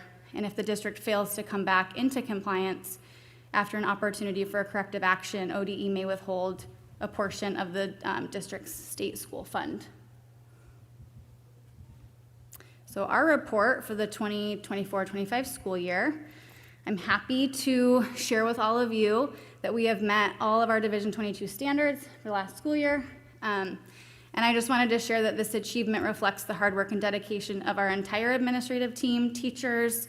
It's a big group effort. In order to maintain this compliance, it's essential that each of us continues to understand the rules and the standards that apply to our specific areas of responsibility and ensure we're meeting them consistently. So a big thank you to our team for the ongoing effort and commitment to ensure that we remain in compliance year after year. So just a couple of things to share. We're still waiving essential skills until 2027-28 school year, so we wouldn't report on that to the following school year. And then a couple of revisions here. So beginning 24-25, we needed to have our social emotional learning program in place K-12, which we do, and then a plan for our personal finance and higher education and career pathways. And so we do have a plan for both of those. So we'll have our seniors will take the higher ed career pathways starting next year. That's the first group of students that will need to take that class. And then our personal finance is currently in 10th grade, and they're both one semester classes. And then a couple of revisions here, just to note. So the modified diploma, extended diploma, and certificate of attendance, which again, we're in compliance with this, but just reminding that we must annually provide parents with information about diploma availability and requirements, and disclosure about certificates and attendance, and then on-site access to all courses required for diploma at all high schools. And then our substance abuse prevention and intervention plan, which is, we're also meeting those requirements, and that's outlined in our health plan. So looking ahead, we need to have an educational equity advisory committee in place, which we do, so yay for that. And then they're just noting here that the SEED survey is a required component of the Oregon State Assessment, ALPA screener, and then there was some clarification on districts with different student records requirements.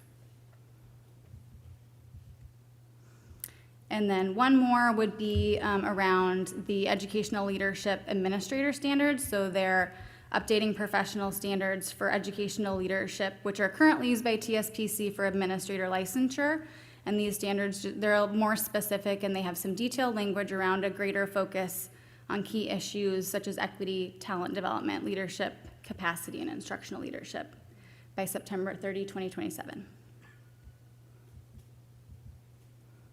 So with that riveting presentation, I'll ask if you have any questions.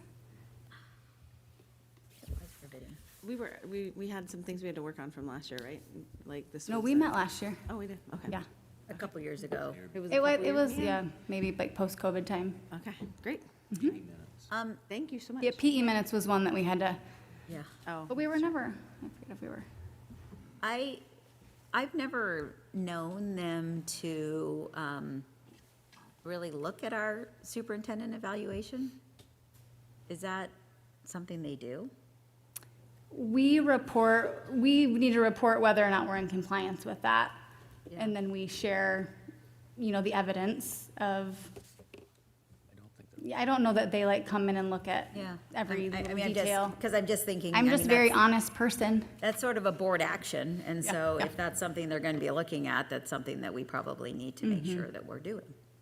Just Yeah. putting it into our. For that administrator. Yeah, and the new rules and.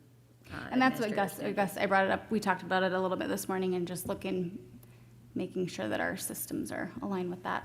Yeah, well, that's the evaluation that we do is for the Mhm. superintendent, so that's probably Mhm. something that we should also be in line with. Mhm. I don't know if they count you as an administrator or not.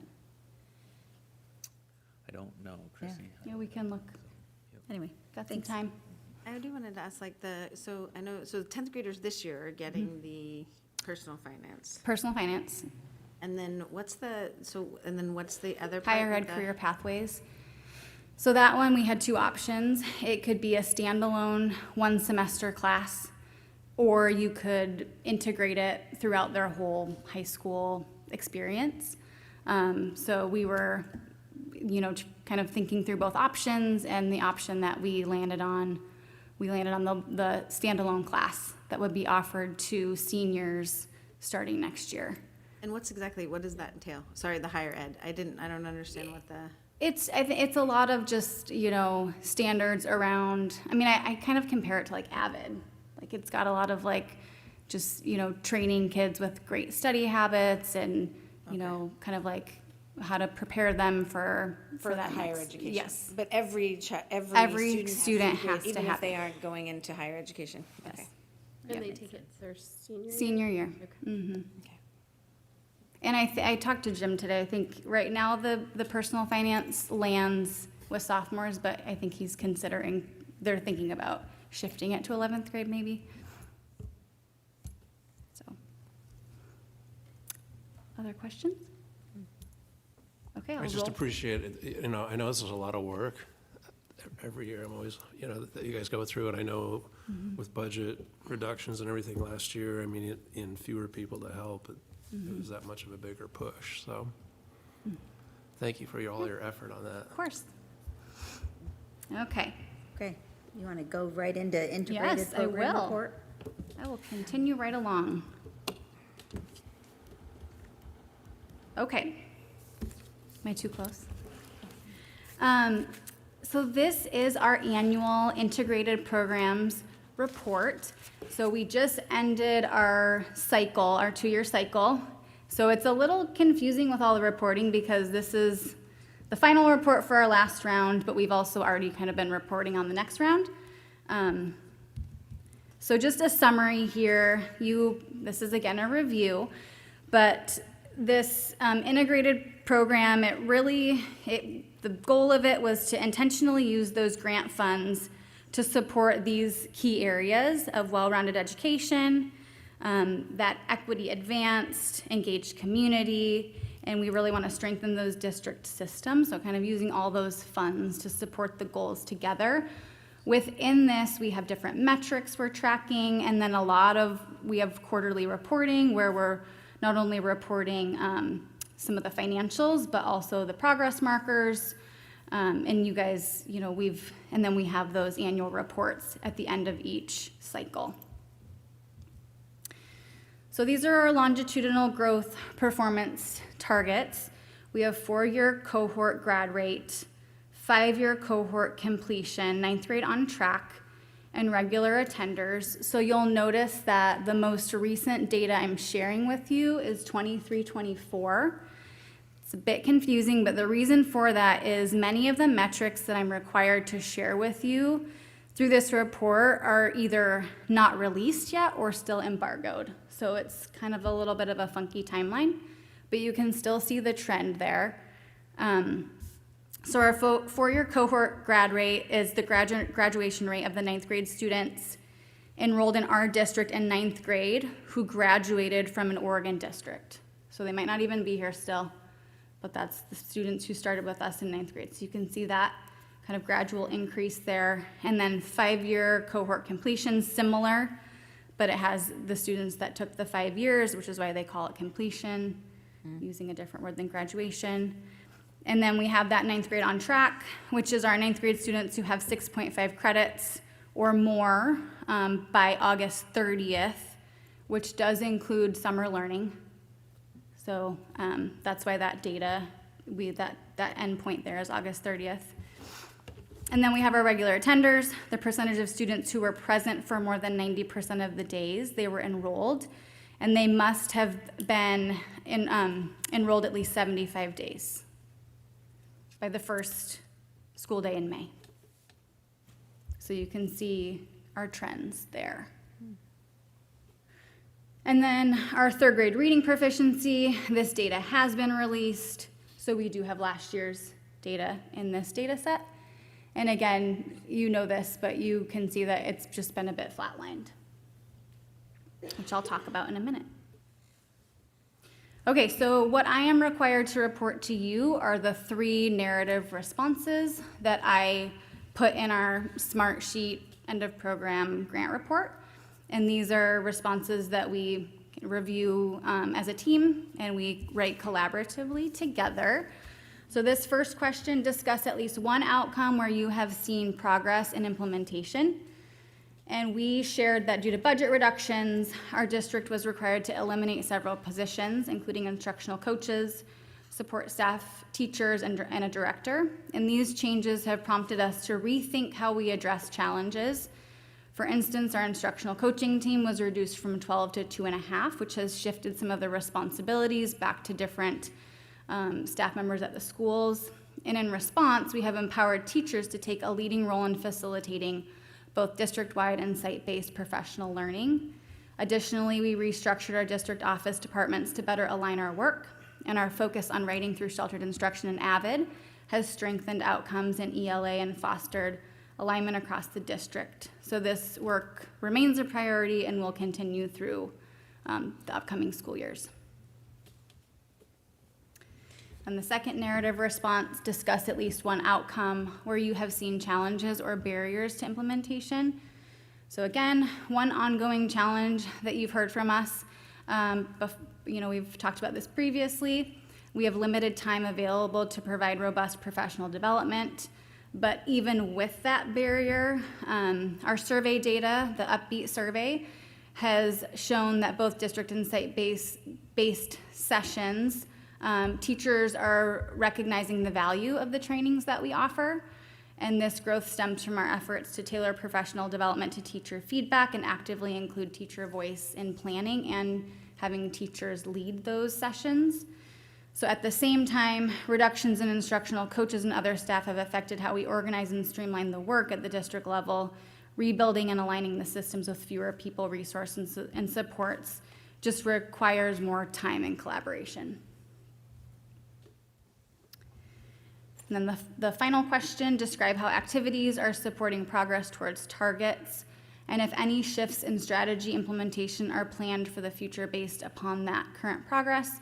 Include specific metrics and target types in your reflection. So our data shows positive growth in several key areas, including, you saw the attendance. It wasn't listed on that slide, but 5th grade math, we saw improvement, 8th grade math, 8th grade literacy, the number of CTE completers in both the 4-year grad rate and graduates earning 3 or more college credits. However, we still see that flat line in our literacy scores in 9th grade on track indicators. So this highlights some areas that will require additional focus moving forward. We're really, really excited to continue our district-wide focus on writing through AVID and sheltered instruction and by implementing a district-wide writing performance task paired with professional development, scoring and calibration, PLC collaboration, and writing across all content areas.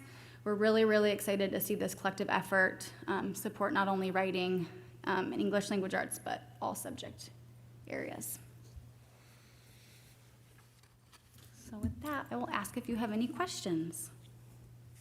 So Amy, is this going to be the area that the new accountability measures are going to affect? The assessment? Yeah. Yeah, so those are the metrics that they're looking at. Okay. Yeah. So there's going to be an additional metric? So, well, the accountability is going to come with the assessment that we're required to administer, and then they're going to be looking at these metrics to determine if we're making growth or not. So I don't know if Aren't they in? If they're don't we gonna have add- to do assessments like more free, like ones like another time during the year, like we're going up to 3 times a year? well, they'll be 3 times a year. We're just unsure if they're going to add an additional assessment, because right now we do a reading assessment 3 times a year. We do a math screener 3 times a year, and then we do the state assessment. This year we added the writing, a district-developed writing performance task, and we'll do the interim assessment, and then the Oregon State assessment. That's what we're unclear on, because our current district reading screeners, there's not a written response. So we're just kind of waiting to see if that's going to be on the approved list. One of the was. Or if there will be an additional, or if they'll say the interim assessment through the Oregon State Assessment Portal meets that requirement, so that would be the one. We're just kind of waiting to see. But it could mean more. Yeah. I mean, that's my question is, is there something we're already doing that can be included in their list? We just filled out a survey. Yeah. They asked for our feedback, what we're using.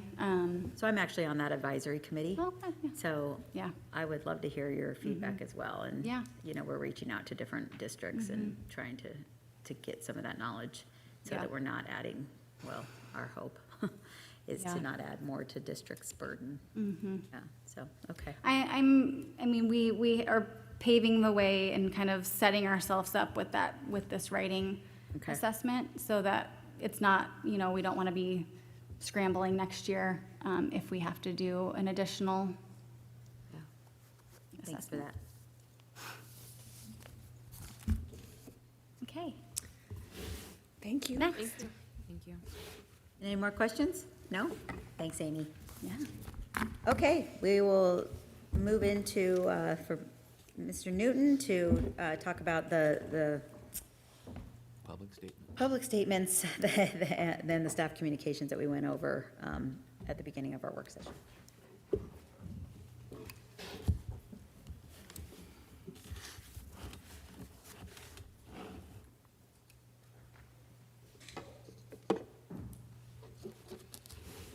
All right, Madam Chair, members of the board. So, as we discussed at the last board work session, when we presented this document on public statements on social issues, events, and tragedies, we took your feedback, and we also consulted with OSBA, Oregon School Boards Association, their legal counsel, who took a look at it and provided feedback. And so I'm just going to walk you through the changes that we've made to this document. And so when you take a look at it, what you're going to see is some of the sentences or paragraphs reworded. You're going to see that this effort is now more direct. It's more action-oriented. I would say more proactive, and it also focuses on legal compliance. So I'll just start you here. So when we take a look at this first paragraph here, so this section was just reworded to state that central to this mission is providing the support and conditions students need to fully access their education, including access to food, mental health support, physical safety, and a welcoming learning environment. So that was reworded, reworked. We come down to the second paragraph. This too was reworded to state that we will always act to uphold applicable laws and policies that prohibit discrimination, harassment, and hate, ensuring a safe and inclusive learning environment for every student. And then we come on down a little bit further under guiding principles for public statements. And this sentence here was reworded to state that the district carefully determines when a public statement best serves the interests of our students and our educational mission.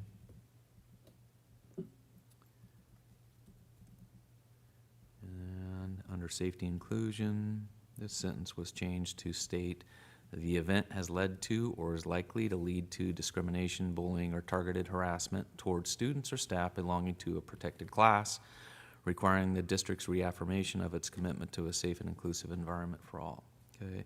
The other piece is that the silence is complicity statement was removed because it's felt that it is being said in this document already, so we don't need to call it out. Okay. So I wanted to run this by you, see if you had any further questions or thoughts.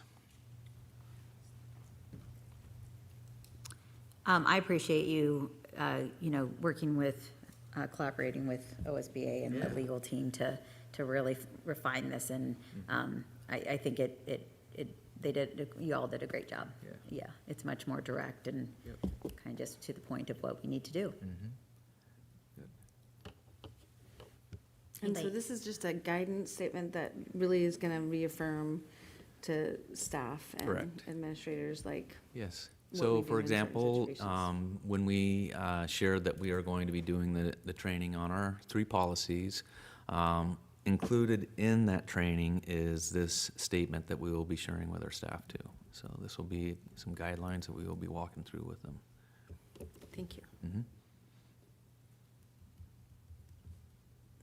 All right, Okay. great, thank you. You bet. So with the second document, Staff Communication Guidelines Update, we have not received that document back with edits and adjustments from Oregon School Boards Association. So we're going to need to wait on that, and we'll bring it to you once we do receive it, okay? Yeah, thank you, appreciate it. Thank you very much. Okay. Thank you very much. We'll look forward to reading that too. And again, really appreciate the bringing others in and making sure that we're doing this right the first time. Yeah. Okay, we'll move on to our action items. We are going to start with the resolution 2526-02, which is National Native American, American Indian, and Alaskan Native Heritage Month. And I'm just going to go ahead and read this, and then we will take a motion on it. Okay. Hood River County School District, Resolution Number 2526-02, National Native American Heritage Month, American Indian and Alaskan Native Heritage Month. Whereas November is recognized nationally as Native American Heritage Month, honoring the culture, heritage, and significant contributions of American Indian and Alaskan Native peoples, whose ancestors were the first inhabitants of North America.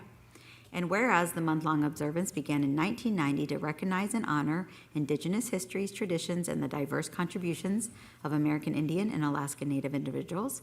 And whereas many Native Americans have contributed greatly across diverse fields such as civil rights, education, public service, science, and the arts. And whereas the Hood River County School District values its Native American students, supports their cultural heritage, and offers programs that promote cultural understanding, inclusivity, and celebration. And whereas American Indian and Alaskan Native individuals continue to enrich our community's cultural, educational, and economic landscape, now and therefore be it resolved that the Hood River County School District hereby proclaims November 2025 as Native American Heritage Month and honors the rich diversity of the American Indian and Alaskan Native communities and celebrates their countless contributions to Hood River County, the state of Oregon, and the United States of America.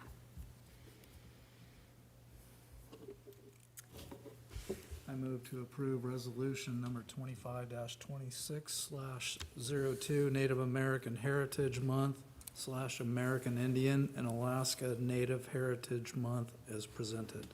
I'll second it.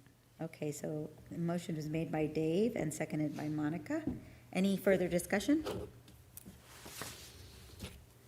All right, hearing none, we'll go for a vote. Corinda, we'll start with you. Aye. Monica?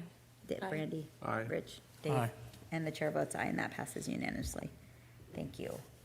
Okay, we then will move on to the Hawaii Solar Microgrid Contract, 5 Star Electric with Mark DeMoss. It's taller than the other. Good evening.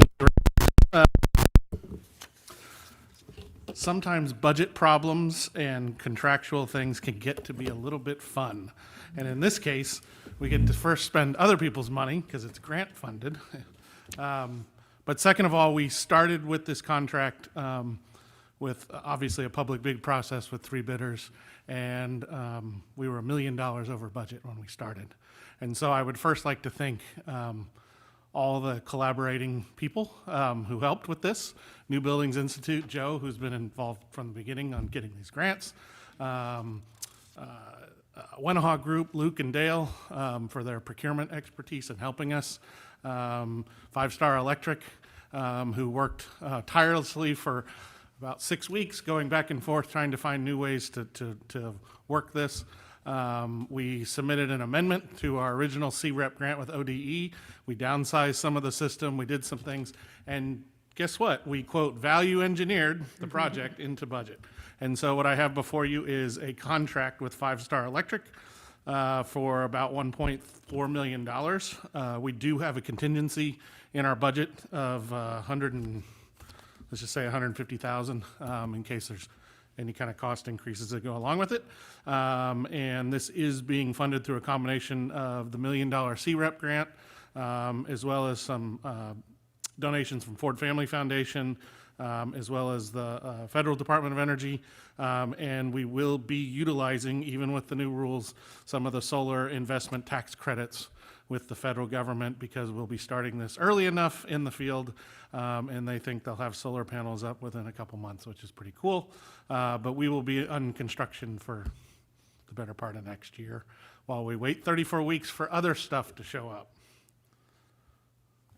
And so we would like to move that you approve the administration to finalize and enter in a contract with 5 Star Electric as attached. And just really quick, everybody good on what the mover project is? Need a little synopsis, or are we good to go? We've been talking about it a long time. Yeah, we have. We really have. Okay. I just had a couple quick questions. Yeah, well, actually, let's make a motion first, and then you can ask your I can make questions. a motion. So I move to approve the administration to finalize and enter into a contract with 5 Star Electric for the Y East Mover project in the amount of $1,362,487. Do we know what, like where there's a couple of specific? We have to second, and then we'll talk. I'll second. Okay, So Brandy went ahead and moved, and Corinda got the second. Is there any questions or discussion? Oh, yes, please, I had a couple questions. Do we know, like, were there a couple specific items that lowered the $1 million, or did we have to cut some things, like, So, out? well, specifically what happened, the original specification was sole sourced around a specific electrical manufacturer. And Yeah, I know. I'm not a big fan of eliminating competition, and that's why. And so as a solution provider, they charged a very high price. So we opened that back up for bid. We also then went to work on the solar system, which originally was carports, which now won't be carports, but it'll be ground mounted. And we made some other downsizes in the size of the system in order to accommodate the CREP.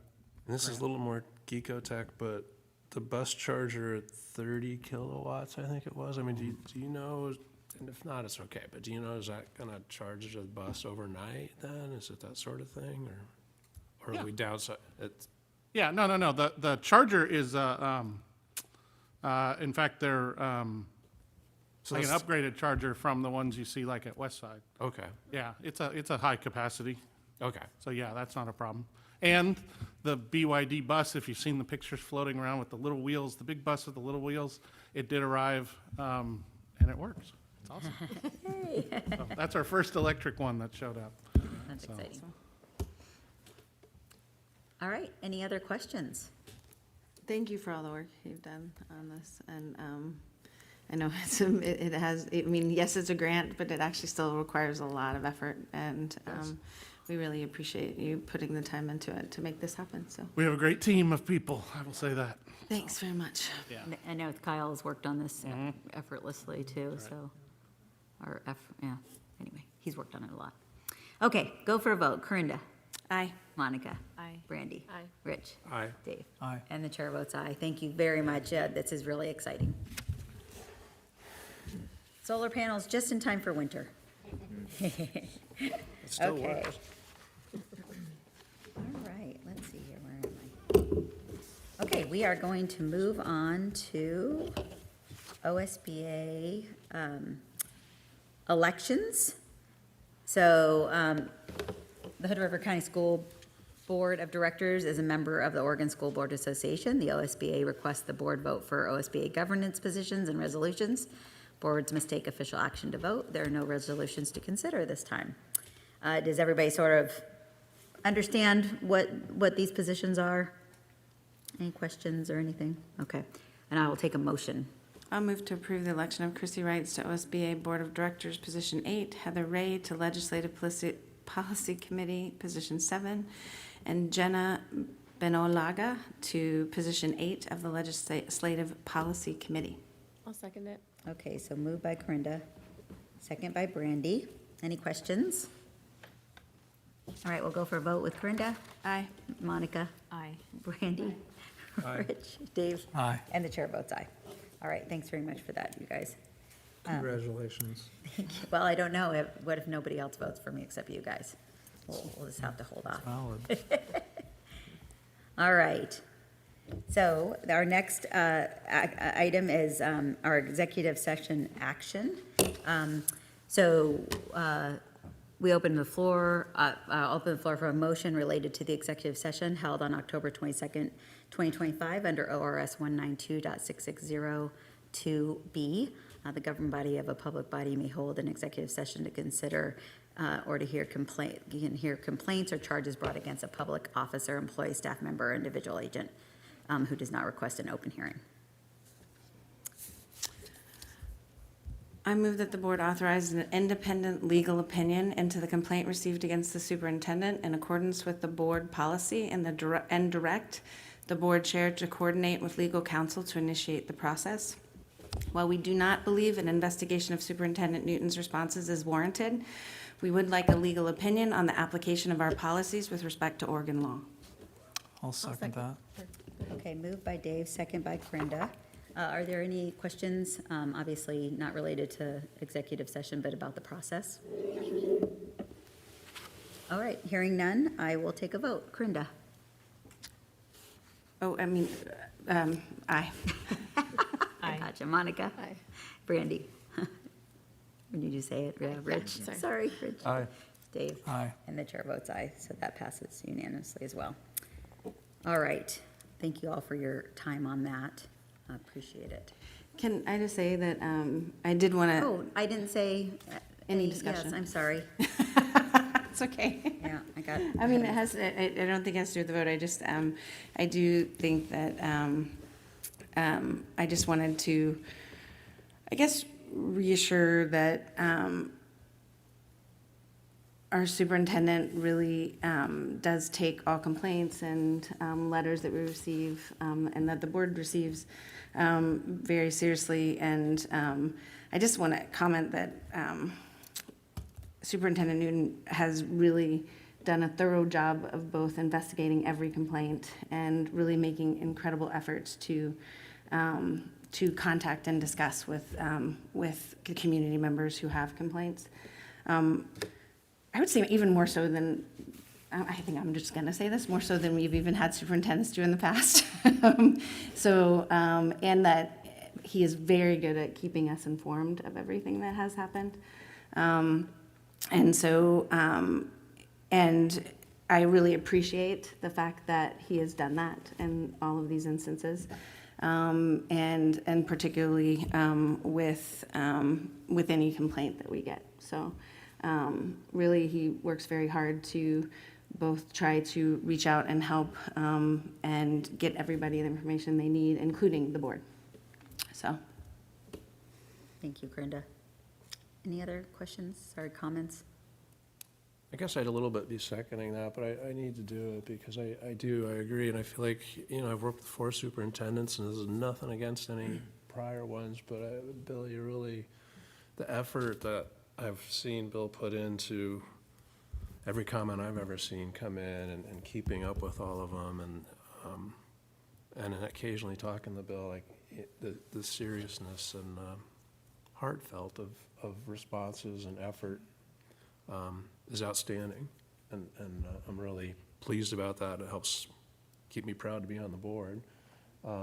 That said, I'm really glad to see us get further legal input and understand, are there options open in terms of how we're implementing policies from a legal standpoint or something, and how, if we want to make some adjustments going forward. Thanks, Rich. Okay, that all should have been done before I took the vote, so we'll just move on now. Yeah, sorry about that. No, it's okay. That was on me. I went pretty fast. Okay, we will move on to our last item for tonight, acceptance of donations, and this is always a great place to end because it's really important for us to acknowledge how much our communities give to our schools. This is a financial recognition, but as we saw tonight, we have volunteers that just go above and beyond, and whole communities that support our students. So we are really thankful for everything that we get, including these monetary donations. So tonight, I'd like to thank Hood River Martial Arts and Fitness. They donated supplies valued at $75 to Westside Elementary. Sarah Cordiero donated supplies valued at $250 to Westside Elementary. Elaine Betts donated $400 to Mid-Valley Elementary to purchase supplies. Susanna Titus Israelis donated books valued at $900 to Mid-Valley Elementary. Ron Young donated $500 to Mid-Valley Elementary to purchase supplies. And Dirt Hugger donated compost valued at $600 to May Street Elementary. And so again, we just thank all of these very generous people. And I will take a motion. I move to accept the generous donations as presented. I'll second. Okay, so moved by Monica, seconded by Corinda. Any questions or comments? All right, we'll move on to a vote then. Corinda? Aye. Monica? Aye. Brandy? Aye. Rich? Aye. Dave? Aye. And the chair votes aye. And that will be the end of our action items, and we will move on into board member comments. And Corinda, you can start down there. I just wanted to thank Cascade Locks for having us. It was a really wonderful presentation by some amazing avid scholars, and I really love the community that was here with them, with their parents, and and teachers and even other students. It's always fun to come to Cascade Locks, and I like that we're doing it early this year too. Like, it's kind of fun. So thank you for presenting all your data, as you always are so good at. And I just wanted to say thank you for wholeheartedly embracing AVID and allowing other students or other schools to see how we do it here. So I really appreciate that. I also wanted to thank Amy for her reports. Not as exciting as the Cascade Lock reports, but very still important. And so we really appreciate you coming and doing those. I just wanted to, again, say, I know things sometimes get difficult, but the whole point of being able to talk and discuss them, and now we have good guidelines about other things to do for our school district is really important. And I really appreciate all the work that everybody's put into this. So with that, I don't think I have anything else to say. Thanks, Corinda. Veronica. I second Corinda. I'm very thankful. Thank you, Cascade Locks, for hosting us and for such a great presentation. It's very heartwarming. And for everybody who was speaking, the community, our board members, and just everybody in general coming together to get a better, all incorporated community for students. Thank you, Adrian, and your team for doing such a great job and all the extra work that you do with AVID to be a showcase school. It's fantastic, and for sharing all that knowledge with all the other teachers at the other schools around here as well. I appreciate that. And thanks for having us today. And then I just wanted to kind of shout out a thank you to all the fall sports coaches and students and everybody that participated in that. And then also a shout out to Mamma Mia, I believe it is the play at the high school. So you should go check that out. So that's it. That's a good one. Yeah, thanks, Adrian, and team and everyone. That was awesome, of course. I also want to thank all the public comments that came in. I really appreciate the is respect the right word or whatever of everybody I felt like did their best. I don't know, for me, I kind of I can do budgets and things, and then other stuff like this gets really complicated, and I don't know the answer, but I hope through ongoing process and whatnot, we can get to some more middle of the road place or something. I'm already saying too much probably, but in any case, I do appreciate all the comments and we took them serious. Thank you. Thanks, Rich. More Socratic seminars, right? Yeah, I think that's it. Yeah. I already forgot the hand signal, so. Thank you, Adrian and Cascade Locks and the community of Cascade Locks for showing up to the meeting this evening. It's always delightful to be here and see the contributions and hard work you guys put into giving the best possibly can to the kids here. Thanks, Amy, for the informative reports and nerding out on organization and charts like you do. And that's all I got. All right. Thank you all. I do want to add my my gratitude for people coming and giving public comment tonight. I think that we all touch education because we want to be lifelong learners, and we always want to try to improve. And you just can't do that unless you can have hard conversations. So I appreciate people coming in and speaking. I appreciate all of our staff, our admin, and our building staff for continuing to want to be better. And I think we all do that, and that's a really great place to be able to be associated with. So thank you for that. Love coming over to Cascade Locks and seeing all that, the growth and just the way that the buy-in from the staff, from the parents, from the community, from the students. It's awesome. Super excited about the Mover Grant. We've been talking about it for a long time, and this is really, it's a great opportunity that our community has getting this grant and how hard everybody worked to make it happen. So it's kind of looks like a finish line, and hopefully we get on over it. On a personal note, I just want to thank you all for the vote of confidence and continuing on the OSBA Board of Directors. I really take very seriously, bringing District of Region's voice to the state, and being an advocate for making sure that we're supported in the way that we need to be in order to support our districts and our staff, and then in the end, our students. So thank you for hopefully adding to the vote to keep me going on that board for another couple of years. And I think that's all. This was a long meeting with an executive session, so appreciate all of your time, and the checks are in the mail, so you'll get them soon. I've heard that one. All right, we're gonna log out at 8:48. Thanks, everybody.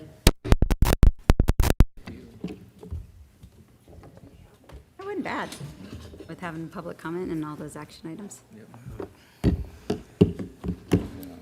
kept Gus from doing his report. That would have really pushed it over the top. Huh? I All right, don't. Amy. Oh, you mean your emails? Turn that into a Division 22 standard thing, but. Yeah. I always like to have it into All my. right, Oh. let's see what I got here. Ask Todd. Okay. Yeah. To integrate, to put her emails so she can reach them on her phone. Oh, okay. You're gonna need your laptop open.